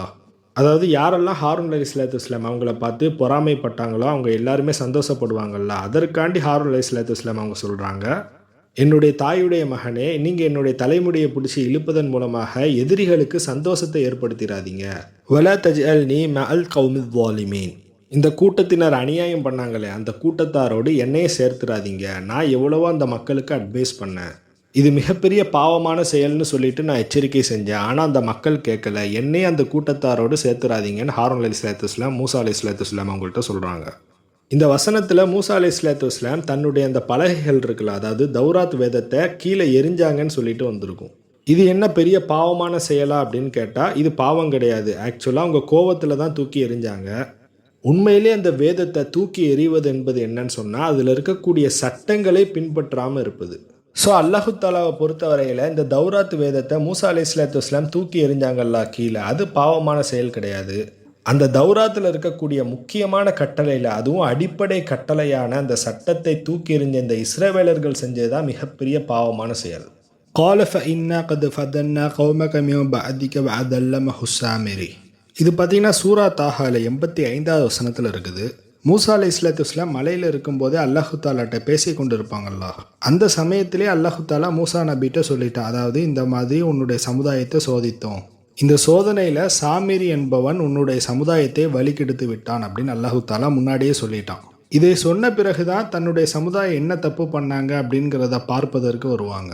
ஃபரஜஅ மூசா இலா கௌமிஹி குஸ்பான ஆசிஃபா, ரொம்ப துக்கத்துடனும் கோபத்துடனும் மூசா அலைஹிஸ்ஸலாத்து வஸ்ஸலாம் தன்னுடைய சமுதாயத்தை பார்ப்பதற்கு ரிட்டர்ன் வருவாங்க.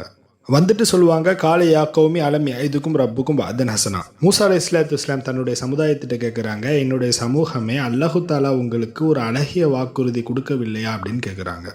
அதாவது இது எந்த வாக்குறுதியை குறிக்குதுன்னு சொன்னால், அல்லாஹு தாலா ஃபிரௌனிடமிருந்து உங்களை காப்பாற்றி கூட்டிகிட்டு வருவன் வாக்குறுதி கொடுத்துருந்தாங்களா, அந்த வாக்குறுதியை நிறைவேற்றி இதற்கப்புறம் உங்களை ஒரு மேன்மையான சமுதாயமாக்கி உங்களுக்கு இமாமத்தை கொடுத்து, அதாவது ஆட்சி அதிகாரத்தை கொடுத்து இந்த உலகத்திற்கே ஒரு சிறந்த எடுத்துக்காட்டு சமுதாயமாக உங்களை ஆக்க வேண்டும் என்று பார்த்தா நீங்கள் இப்படி ஒரு கெட்ட காரியத்தை பண்ணிட்டு வந்து நிற்கிறீங்களே.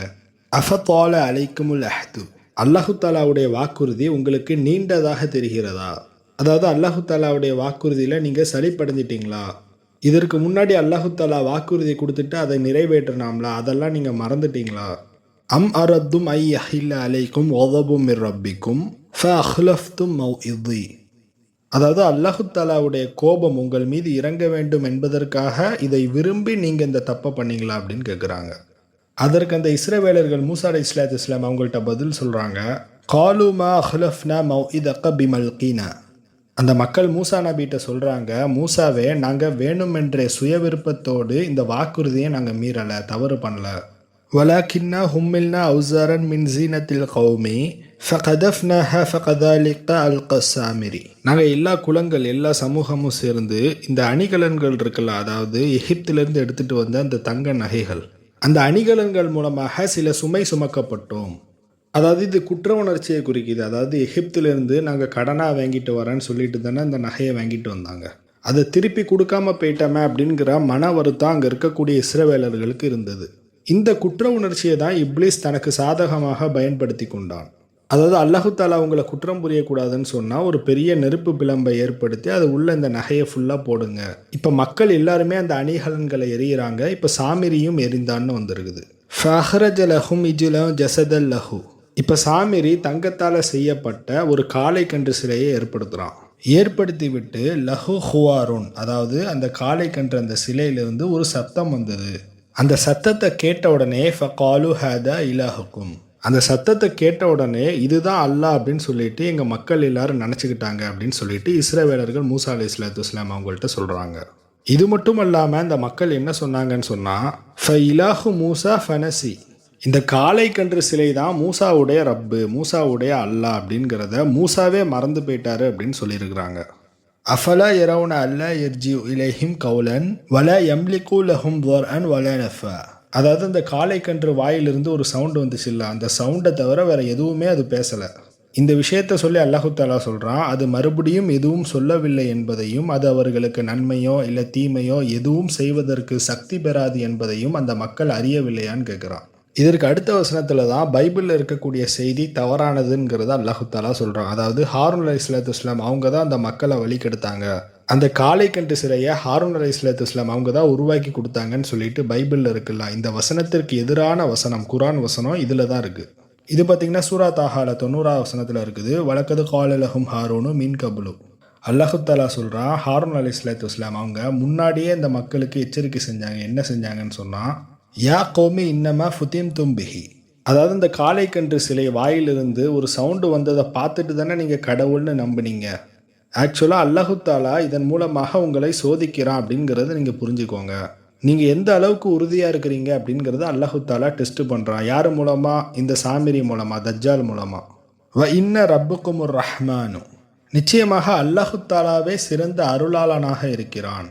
எனவே ஃபத்தபி ஊனி வ தீவு அம்ரி, எனவே என்னை பின்பற்றுங்கள், என்னுடைய கட்டளைக்கு கட்டுப்படுங்க. அதாவது நான் தான் அமீர், மூசா அலைஹிஸ்ஸலாத்து வஸ்ஸலாம் என்னைய தான் அமீராக விட்டுட்டு போயிருக்கிறாங்க. ஆகவே நீங்கள் எனக்கே கட்டுப்படுங்க, இந்த காளை கன்று சிலையை வணங்காதீங்கன்னு ஹாரூன் அலைஹிஸ்ஸலாத்து வஸ்ஸலாம் அந்த மக்கள்கிட்ட எவ்வளவோ எடுத்து சொல்கிறாங்க. அதற்கு அந்த மக்கள் ஹாரூன் அலைஹிஸ்ஸலாத்து வஸ்ஸலாம் அவங்கள்ட்ட சொல்கிறாங்க, காலூலன் நபுரஹ அலைஹி ஆகிஃபீன ஹத்தா யர்ஜி இலைனா மூசா, மூசா அலைஹிஸ்ஸலாத்து வஸ்ஸலாம் ரிட்டன் வர வரைக்கும் நாங்கள் இந்த காளை கன்று வழிபாடை விடமாட்டோன்னு சொல்கிறாங்க. இப்போ மூசா அலைஹிஸ்ஸலாத்து வஸ்ஸலாம் அந்த மக்கள்கிட்ட கேட்டாங்கல்ல, எதனால் இந்த தப்பை பண்ணீங்க? அதற்கு அவங்க பதில் சொல்லிட்டாங்க. இப்போ ஹாரூன் அலைஹிஸ்ஸலாத்து வஸ்ஸலாம் அவங்கள பார்த்து கேட்குறாங்க, கால யா ஹாரூனு மா மனஅக இது ரஅய்தஹும் வல்லு. மூசா அலைஹிஸ்ஸலாத்து வஸ்ஸலாம் ஹாரூன் அலைஹிஸ்ஸலாத்து வஸ்ஸலாம் அவங்கள்ட்ட கேட்குறாங்க, ஹாரூனே இவங்க இப்படி வழிகிட்டு போயிட்டு இருக்கிறாங்கல்ல, அப்போ இவங்களை தடுப்பதை விட்டு உங்களை தடை செய்தது எதுன்னு கேட்குறாங்க. அதாவது ஹாரூனே நீங்கள் இவங்களை திருத்தியிருக்கலாமே, இந்த காளை கன்று சிலையை வணங்கிட்டு இருந்தாங்கல்ல, அதை நீங்கள் தடுத்து நிறுத்தியிருக்கலாமே அப்படின்னு மூசா அலைஹிஸ்ஸலாத்து வஸ்ஸலாம் ஹாரூன் அலைஹிஸ்ஸலாத்து வஸ்ஸலாம் அவங்கள்ட்ட கேட்குறாங்க. அல்லாஹ் தத்தபியனி அஃபா சைத்த அம்ரி, நீங்கள் என்னை பின்பற்றி இருக்க வேண்டாமா, எதனால் என்னுடைய கட்டளையை மீறினீங்க அப்படின்னு மூசா அலைஹிஸ்ஸலாத்து வஸ்ஸலாம் ஹாரூன் அலைஹிஸ்ஸலாத்து வஸ்ஸலாம் அவங்கள்ட்ட கேட்குறாங்க. நீங்கள் என்னை பின்பற்றி இருக்க வேண்டாமா அப்படின்னு எதற்கு கேட்குறாங்கன்னு சொன்னால், 7வது அத்தியாயம் 142வது வசனம், அதாவது சூரா ஆராஃபில் 142ல் மூசா அலைஹிஸ்ஸலாத்து வஸ்ஸலாம் ஹாரூன் அலைஹிஸ்ஸலாத்து வஸ்ஸலாம் அவங்கள்ட்ட பொறுப்பை ஒப்படைக்கும் போது, அதாவது நீங்கள் நம்ம சமுதாயத்தை பார்த்துக்கோங்க, நீங்கள் அமீராக இருந்து செயல்படுங்க அப்படின்னு சொல்லும்போது, வலா தத்தபி சபீலல் முஃப்சிதீன், அதாவது நீங்கள் குழப்பம் செய்யக்கூடியவங்களுடைய வழியை பின்பற்றாதீங்க, நம்ம சமுதாயத்தை குழப்பத்தில் ஆழ்த்திடாதீங்க அப்படின்னு சொல்லிட்டு மெனக்கிட்டு மூசா நம்பி அட்வைஸ் பண்ணி தான் விடுவாங்க.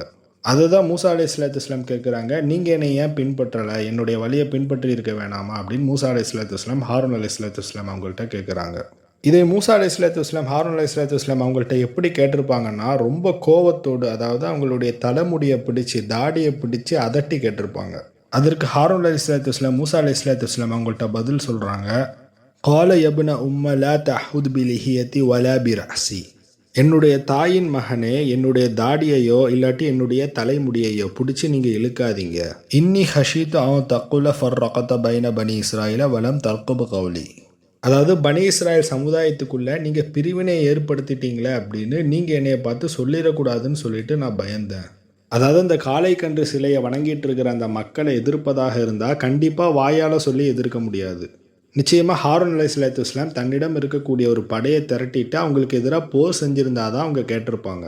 இப்போ போர் செஞ்சுருந்தேன்னா நிறைய உயிரிழப்புகள் ஏற்பட்டிருக்கும். இப்போ மூசா அலைஹிஸ்ஸலாத்து வஸ்ஸலாம் வந்து பார்த்துருந்தேன்னா என்ன சொல்லியிருப்பாங்க, இந்த பனி இஸ்ராயல் மக்களுக்குள்ளே பிரிவினை உண்டு பண்ணிட்டீங்களே அப்படின்னு நீங்கள் சொல்லியிருப்பீங்க. அதை நீங்கள் சொல்லிடக்கூடாதுன்னு சொல்லிட்டு நீங்கள் வர வரைக்கும் நான் பொறுமையாக இருந்தேன் அப்படின்னு சொன்னாங்க.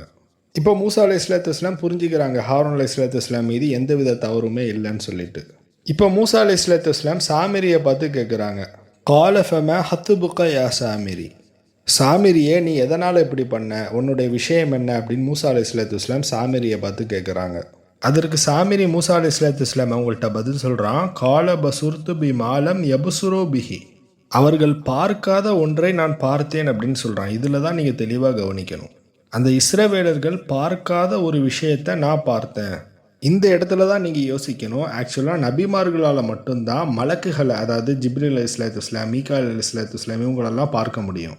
அப்படி இருக்கும்போது இந்த சாமிரியால் எப்படி ஜிப்ரீல் அலைஹிஸ்ஸலாத்து வஸ்ஸலாம் அவங்கள பார்க்க முடிஞ்சது?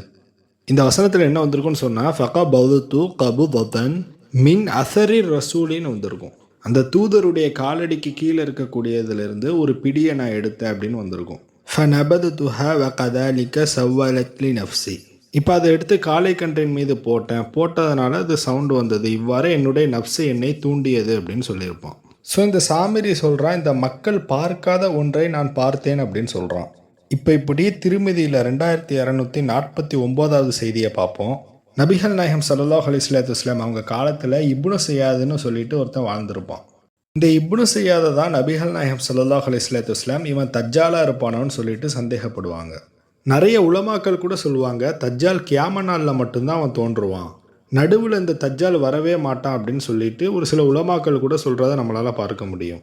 அவன் கியாம நாளில் மட்டும்தான் அப்பியர் ஆவான் அப்படின்னு சொல்லும்போது நபிகள் நாயகம் ஸல்லல்லாஹு அலைஹி வஸல்லம் எதற்கு இப்னு சையாதை தஜ்ஜாலாக இருப்பானோன்னு சொல்லிட்டு சந்தேகப்பட்டிருக்கணும். முஸ்லீமில் 2925வது செய்தியாக பதிவு செய்யப்பட்டுள்ளது. நபிகள் நாயகம் ஸல்லல்லாஹு அலைஹி வஸல்லம் இப்னு சையாதுகிட்ட வந்து, நீ என்னையா அல்லாஹ்வுடைய தூதர்னு ஈமான் கொள்றியா அப்படின்னு கேட்பாங்க. பதிலுக்கு அவன் சொல்லுவான், நீங்கள் என்ன ஈமான் கொள்வீங்களா அல்லாஹ்வுடைய தூதர் அப்படின்னு கேட்பான். உடனே நபிகள் நாயகம் ஸல்லல்லாஹு அலைஹி வஸல்லம் இப்னு சையாதுகிட்ட கேட்பாங்க, நீ எதை பார்க்கிறாய் அப்படின்னு கேட்பாங்க. அதற்கு அவன் சொல்லுவான், தண்ணீருக்கு மேலே இருக்கக்கூடிய ஒரு மிகப்பெரிய சிம்மாசனத்தை பார்க்குறேன் அப்படின்னு சொல்லுவான். உடனே நபிகள் நாயகம் ஸல்லல்லாஹு அலைஹி வஸல்லம் சொல்லுவாங்க, இது இப்லீஸுடைய சிம்மாசனம் அப்படின்னு சொல்லுவாங்க. இதை மாதிரி இவன் சம்மந்தப்பட்ட நிறைய ஹதீத் இருக்குது. பர்டிகுலராக நான் இந்த செய்தி எதனால் சொன்னேன்னு சொன்னால், இப்னு சையாதால் எப்படி இப்லீஸுடைய சிம்மாசனத்தை பார்க்க முடியும்? இதை புரிஞ்சுக்கணும்னு சொன்னால் அல் கைப் என்ற ஒரு உலகத்தை பற்றி நம்ம படித்தாகணும். இதை தான் டிரான்ஸ்டென்டல் வேர்ல்டு அப்படின்னு சொல்லுவாங்க. இந்த விஷயத்தை பற்றின முழு இல்மும் அல்லாஹு தாலாட்ட தான் இருக்குது. பட் மை கலெக்டிவ் எவிடன்ஸை வச்சு நான் உங்களுக்கு எக்ஸ்பிளைன் பண்ணுறேன். நான் இதற்கடுத்து சொல்ல போகிற அனைத்துமே ஜஸ்ட் எஸ்கட்டாலஜிக்கல் இன்டர்பிரிட்டேஷன் தான். இதற்கு எந்தவித ஆதாரம், அதாவது குரானில் இருந்தோ ஹதீதில் இருந்தோ எந்தவித ஆதாரமும் என்னால் ப்ரொடியூஸ் பண்ண முடியாது. சில குரான் வசனம், சில ஹதீத் எல்லாமே இன்டைரக்டாக இந்த விஷயத்தோடு மேட்ச் ஆகும், பட் டைரெக்டாக மேட்ச் ஆகாது. ஓகே, இப்போ அல்லாஹு தாலா சூரா தலாக்கில் 7 வானங்களை படைத்ததை பற்றி சொல்லிட்டு பூமியையும் அவற்றை போன்றே படைத்தேன் அப்படின்னு சொல்லியிருப்பான். அதாவது வானங்களில் எப்படி 7 அடுக்குகள் இருக்கோ அதே போன்று பூமியிலையும் 7 அடுக்குகளை வச்சுருப்பான், அவற்றை போன்றே படைத்தேன் அப்படின்னு அல்லாஹு தாலா சொல்லியிருப்பான். இப்போ இந்த 7 அடுக்குகள் இந்த உலகத்தில் எப்படி இருக்குன்னு சொன்னால், ஒவ்வொரு டைமென்ஷனாக இருக்கும். இப்போ 0 டைமென்ஷன் எடுத்துக்கிட்டால் அது ஜஸ்ட் ஒரு பாயிண்ட் மட்டும்தான். 1 டைமென்ஷன் அப்படின்னு சொன்னால் ஒரே ஒரு லைன் மட்டும் இருக்கும். 2 டைமென்ஷன் அப்படின்னு சொன்னால் அது ஒரு பாக்ஸ் மாதிரி இருக்கும். இதுவே 3 டைமென்ஷன் அப்படின்னு சொன்னால் அதில் ஒரு கியூப் மாதிரி இருக்கும். அந்த கியூபில் எக்ஸ் ஒய் இசட் இந்த 3 விஷயத்தையுமே நம்மளால் பார்க்க முடியும். இப்போ நம்மளுடைய பார்வை எக்ஸ் அப்படிங்கிற டைரக்ஷனையும் பார்க்கலாம், ஒய் டைரக்ஷனையும் பார்க்கலாம், இசட் டைரக்ஷனையும் பார்க்கலாம். இப்போ நம்மளுடைய வியூ அச்சஸ் எல்லாம் 3 டிமென்ஷனையுமே நம்மளால் பார்க்க முடியும். இப்போ 2 டிமென்ஷனை மட்டும் பார்க்குற மாதிரி ஏதாவது ஒரு உயிரினம் இருக்கா அப்படின்னு கேட்டால், மேபி நம்ம சுற்றி இருக்கக்கூடிய ஏதாவது ஒரு கிரியேச்சர்ஸ் கூட அப்படி படைக்கப்பட்டிருக்கலாம், அல்லாஹ் ஆலம். நம்ம கண்ணுக்கு அந்த உயிரினத்தை கூட 3Dயில் பார்க்கலாம், பட் அதனுடைய வியூவுக்கு நம்ம 2 டிமென்ஷனில் தெரியக்கூட வாய்ப்பு இருக்குது. இப்போ அந்த 3 டைரக்ஷனை தாண்டி 4th டைரக்ஷன் உருவாகுது, அதாவது 4th டிமென்ஷன். இப்போ அந்த டிமென்ஷனில் இருக்கக்கூடிய ஒரு சில கிரியேச்சர்ஸை நம்மளால் பார்க்க முடியுமா? இப்படி 4, 5, 6, 7 மொத்தம் 7 டிமென்ஷன் இருக்குன்னு நம்ம யூகிக்கலாம். மேபி இந்த 4th, 5th, 6th, 7th டிமென்ஷன்ஸை கூட அல்லாஹு தாலா அல் கைப்னு சொல்லியிருக்கலாம். இப்போ நம்மளால் 3 டிமென்ஷனில் இருக்கக்கூடிய கிரியேச்சர்ஸை தான் நம்மளால் அறிந்து கொள்ள முடியும். 4th, 5th, 6th, 7th நம்மளால் பார்க்க முடியாது. இது எல்லா மனிதர்களாலையும் பார்க்க முடியாதா அப்படின்னு கேட்டால் அப்படி அல்ல. ஒரு சில நபிமார்கள், ரசூல்மார்கள் இவங்களால் பார்க்கக்கூடிய அந்த ஆற்றலை அல்லாஹு தாலா கொடுத்துருக்க வாய்ப்பு இருக்குது. எடுத்துக்காட்டாக சொல்லணும்னா நபிகள் நாயகம் ஸல்லல்லாஹு அலைஹி வஸல்லம் இஸ்ரா போனாங்கல்ல, அதாவது மெக்காலேருந்து பைத்துல் முக்கத்தஸுக்கு. அந்த சமயத்தில் ரோமர்கள் இந்த பைத்துல் முக்கத்தஸை கம்ப்ளீட்டாக டிஸ்ட்ராய் பண்ணிடுவாங்க, இடிச்சிருவாங்க. அந்த இடத்துல பள்ளிவாசல்கள் எதுவுமே இருக்காது. அப்போ எப்படி நபிகள் நாயகம் ஸல்லல்லாஹு அலைஹி வஸல்லம் அனைத்து நபிமார்களுக்கும் பைத்துல் முக்கத்தஸில் வச்சு தொழுகை நடத்தியிருக்க முடியும்? மேபி இது 4 to 7 டிமென்ஷனில் இருக்கக்கூடிய ஏதாவது ஒரு ஆற்றலை அல்லாஹு தாலா அவர்களுக்கு கொடுத்துருக்கலாம். அதே போன்ற நபிகள் நாயகம் ஸல்லல்லாஹு அலைஹி வஸல்லம் முதல்ல ஜிப்ரீல் அலைஹிஸ்ஸலாத்து வஸ்ஸலாம் அவங்கள பார்க்கும்போது அவங்களுடைய ஒரிஜினல் உருவத்தில் பார்த்தாங்கன்னு சொல்கிறாங்க. சரி, இப்போது மற்ற வானங்களில் இருக்கக்கூடிய மலக்குகள் எப்படி இந்த உலகத்துக்கு அவங்களால வர முடியுது? நம்ம ஆல்ரெடி ஸ்டார் கேட் அப்படிங்கிற ஒரு விஷயத்தை பற்றி நம்ம சொல்லியிருந்தோம். இந்த ஸ்டார் கேட்னா என்னன்னு சொன்னால், ஹெவனுக்கும் இந்த உலகத்துக்கும் நடுவில் இருக்கக்கூடிய ஒரு கனெக்ஷன் தான் இந்த ஸ்டார் கேட். எடுத்துக்காட்டாக சொல்லணும்னா, யாக்கூப் அலைஹிஸ்ஸலாத்து வஸ்ஸலாம் பயணம் பண்ணும்போது ஒரு இடத்துல ரெஸ்ட் எடுத்திருப்பாங்க. அப்பம்போது வானவர்கள் அணியாக கீழே இறங்குவதை அவங்க பார்த்துருப்பாங்க. இது எங்கே நடந்திருக்குன்னா கரெக்டாக பைத்துல் முக்கத்தஸில் தான் நடந்திருக்கும். ஸோ இந்த ஸ்டார் கேட் எங்கே இருக்குன்னு சொன்னால், நம்ம 3 டிமென்ஷனுக்குள்ளே அடங்கி இருக்கிற மாதிரி இந்த ஸ்டார் கேட்டை நம்மளால் பார்க்க முடியாது. மேபி இந்த Stargate beyond the 5th டிமென்ஷனில் கூட இருக்கலாம். அதனால தான் யாக்கூப் அலைஹிஸ்ஸலாத்து வஸ்ஸலாம் அவங்க தான் பார்க்க முடிஞ்சுது. நான் ஏற்கனவே சொல்லியிருக்கேன், நபிகள் நாயகம் ஸல்லல்லாஹு அலைஹி வஸல்லம் மெக்காலேருந்து ஸ்ட்ரெயிட்டாக அவங்க மெஹராஜுக்கு போகல. அவங்க இஸ்ரா போய், அதாவது பைத்துல் முக்கத்தஸ் போய் தான் அவங்க மெஹராஜ் போயிருக்கிறாங்க. அப்போ அந்த வானத்திற்கு போவதற்கான அந்த ஸ்டார் கேட் அங்கே தானே இருந்தாகணும். ஸோ சாதாரண மனிதர்களால் 3 டிமென்ஷன்ஸ் வரைக்கும் தான் பார்க்க முடியும். இந்த உலகத்தில் இருக்கக்கூடிய அடுக்கில் மொத்தம் 3 அடுக்குகள் தான் பார்க்க முடியும். ஆனால் அல்லாஹு தாலா கொடுத்த வல்லமையினால் ஒரு சில நபிமார்களால் அதற்கு மேலே பார்க்க முடியும். அப்படி தான் நபிகள் நாயகம் ஸல்லல்லாஹு அலைஹி வஸல்லம் அவங்களும் பார்த்துருக்குறாங்க. அதே போன்று பைத்துல் முக்கத்தஸில் யாக்கூப் அலைஹிஸ்ஸலாத்து வஸ்ஸலாம் அவங்களும் பார்த்துருக்குறாங்க. இந்த நபிமார்கள் அல்லாத யாராவது ஒருத்தருக்கு அல்லாஹு தாலா அந்த ஆற்றலை கொடுத்துருக்கானான்னு கேட்டால் கண்டிப்பாக கொடுத்துருக்குதான். அதுதான் தஜ்ஜால். நபிகள் நாயகம் ஸல்லல்லாஹு அலைஹி வஸல்லம் இப்னு ஸையாதுட்ட நீ என்ன பார்க்குற அப்படின்னு கேட்டபோது, நான் கடலின் மீது ஒரு சிம்மாசனத்தை பார்க்குறேன் அப்படின்னு சொன்னானே, அந்த இப்லீஸுடைய சிம்மாசனத்தை நம்மளால் பார்க்க முடியுமா? அது ஏன் நம்மளால் பார்க்க முடியலன்னு சொன்னால், அது பியாண்ட் த 3 லேயரில் இருக்கும். அதாவது 4 to 7 டிமென்ஷனுக்குள்ளே அடங்கி இருக்கும். இதுவே சாமிரியால் எப்படி ஜிப்ரீல் அலைஹிஸ்ஸலாத்து வஸ்ஸலாம் அவர்களை பார்க்க முடிஞ்சது? குரானில் வந்திருக்கும், அந்த சாமிரி சொல்லியிருப்பான், யாருமே பார்க்காத ஒரு விஷயத்த நான் பார்த்தேன் அப்படின்னு சொல்லியிருப்பான். அதற்கப்புறம் ஜிப்ரீல் அலைஹிஸ்ஸலாத்து வஸ்ஸலாம் அவங்களுக்கு கீழே இருக்கக்கூடிய ஒரு விஷயத்தை எடுத்து அந்த காளை கன்றின் மீது போட்டிருப்பான். அது சவுண்டு வந்திருக்கும். இன்னும் சொல்லப்போனால் அந்த இப்னு ஸையாத் விஷயத்தில் ரசூலுல்லாஹி ஸல்லல்லாஹு அலைஹி வஸல்லம் கரெக்டாக சொல்லியிருப்பாங்க, அது இப்லீஸுடைய சிம்மாசனம்னு சொல்லிட்டு. ஏன்னா ரசூல்லாவால் அதை பார்க்க முடியும். அந்த 3 டிமென்ஷனை தாண்டி அவங்களால பார்க்க முடியும். அந்த ஆற்றல் அல்லாஹு தாலா அவர்களுக்கு கொடுத்துருக்கா, அதனால் அவங்க சொல்லியிருக்கிறாங்க. சரி, இப்போது உங்களுக்கு ஒரு கேள்வி எழும்பும். ஜிப்ரீல் அலைஹிஸ்ஸலாத்து வஸ்ஸலாம் அவங்கள பார்த்துட்டு அதற்கு கீழே இருக்கக்கூடிய ஒரு விஷயத்தை எடுத்தால் இப்படி ஒரு டெக்னாலஜியை கண்டுபிடிக்கலான்னு சொல்லிட்டு எப்படி அவன் சொன்னான் அப்படிங்கிறதுக்கு பின்னாடி இருக்கக்கூடிய காரணம் என்னன்னு சொன்னால், இதற்கு நான் லாட் ஆஃப் எவிடன்ஸை கலெக்ட் பண்ணிவிட்டு நான் உங்கள்கிட்ட சொன்னால் தான் உங்களுக்கு தெளிவாக புரியும். பட் ஷார்ட்டாக ஒரு விஷயத்த சொல்லிக்கிறேன். நீங்கள் ஏரியா 51 பற்றி நீங்கள் கேள்விப்பட்டிருப்பீங்க. அதில் நிறைய ஸ்பேஸ்ஷிப்பை பார்த்தேன், நிறைய ஏலியன்ஸை பார்த்தேன் அப்படின்னு சொல்லிட்டுலாம் நிறைய கான்ஸ்பிரசிலாம் இருக்குது. ஆக்சுவலாக அங்கே என்ன நடந்துகிட்ருக்குன்னு சொன்னால், அங்கே மலக்குகள், இந்த ஜின்கள் அவங்களுடைய டெக்னாலஜியை ஃபுல்லாக காப்பி அடித்து தான் இங்கே நம்ம டெக்னாலஜியை உருவாக்கிட்டு இருக்கோம். அங்கே இருக்கக்கூடிய வெள்ளைக்காரங்க எல்லாருமே ஏன் இந்த பைத்துல் முக்கத்தஸின் மீது ரொம்ப ஆர்வமாக இருக்கிறாங்க? முதல்ல இந்த வெள்ளைக்காரங்களுக்கும் இந்த பைத்துல் முக்கத்தஸுக்கும் ஏதாவது ஒரு சம்மந்தம் இருக்கா? ஏதாவது ஒரு வரலாறு இருக்கா? ஸோ இந்த தஜ்ஜாலுடைய உதவி மூலமாக தஜ்ஜாலால் மற்ற டிமென்ஷன்ஸை பார்க்க முடியுங்களா?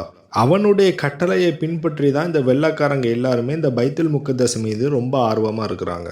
அவர்களுடைய ஹராமான செயல்கள், இந்த ஹராமான கண்டுபிடிப்புகள், இது எல்லாமே ஃபஸ்ட்டு ஈரோப்பில் பண்ணாங்க.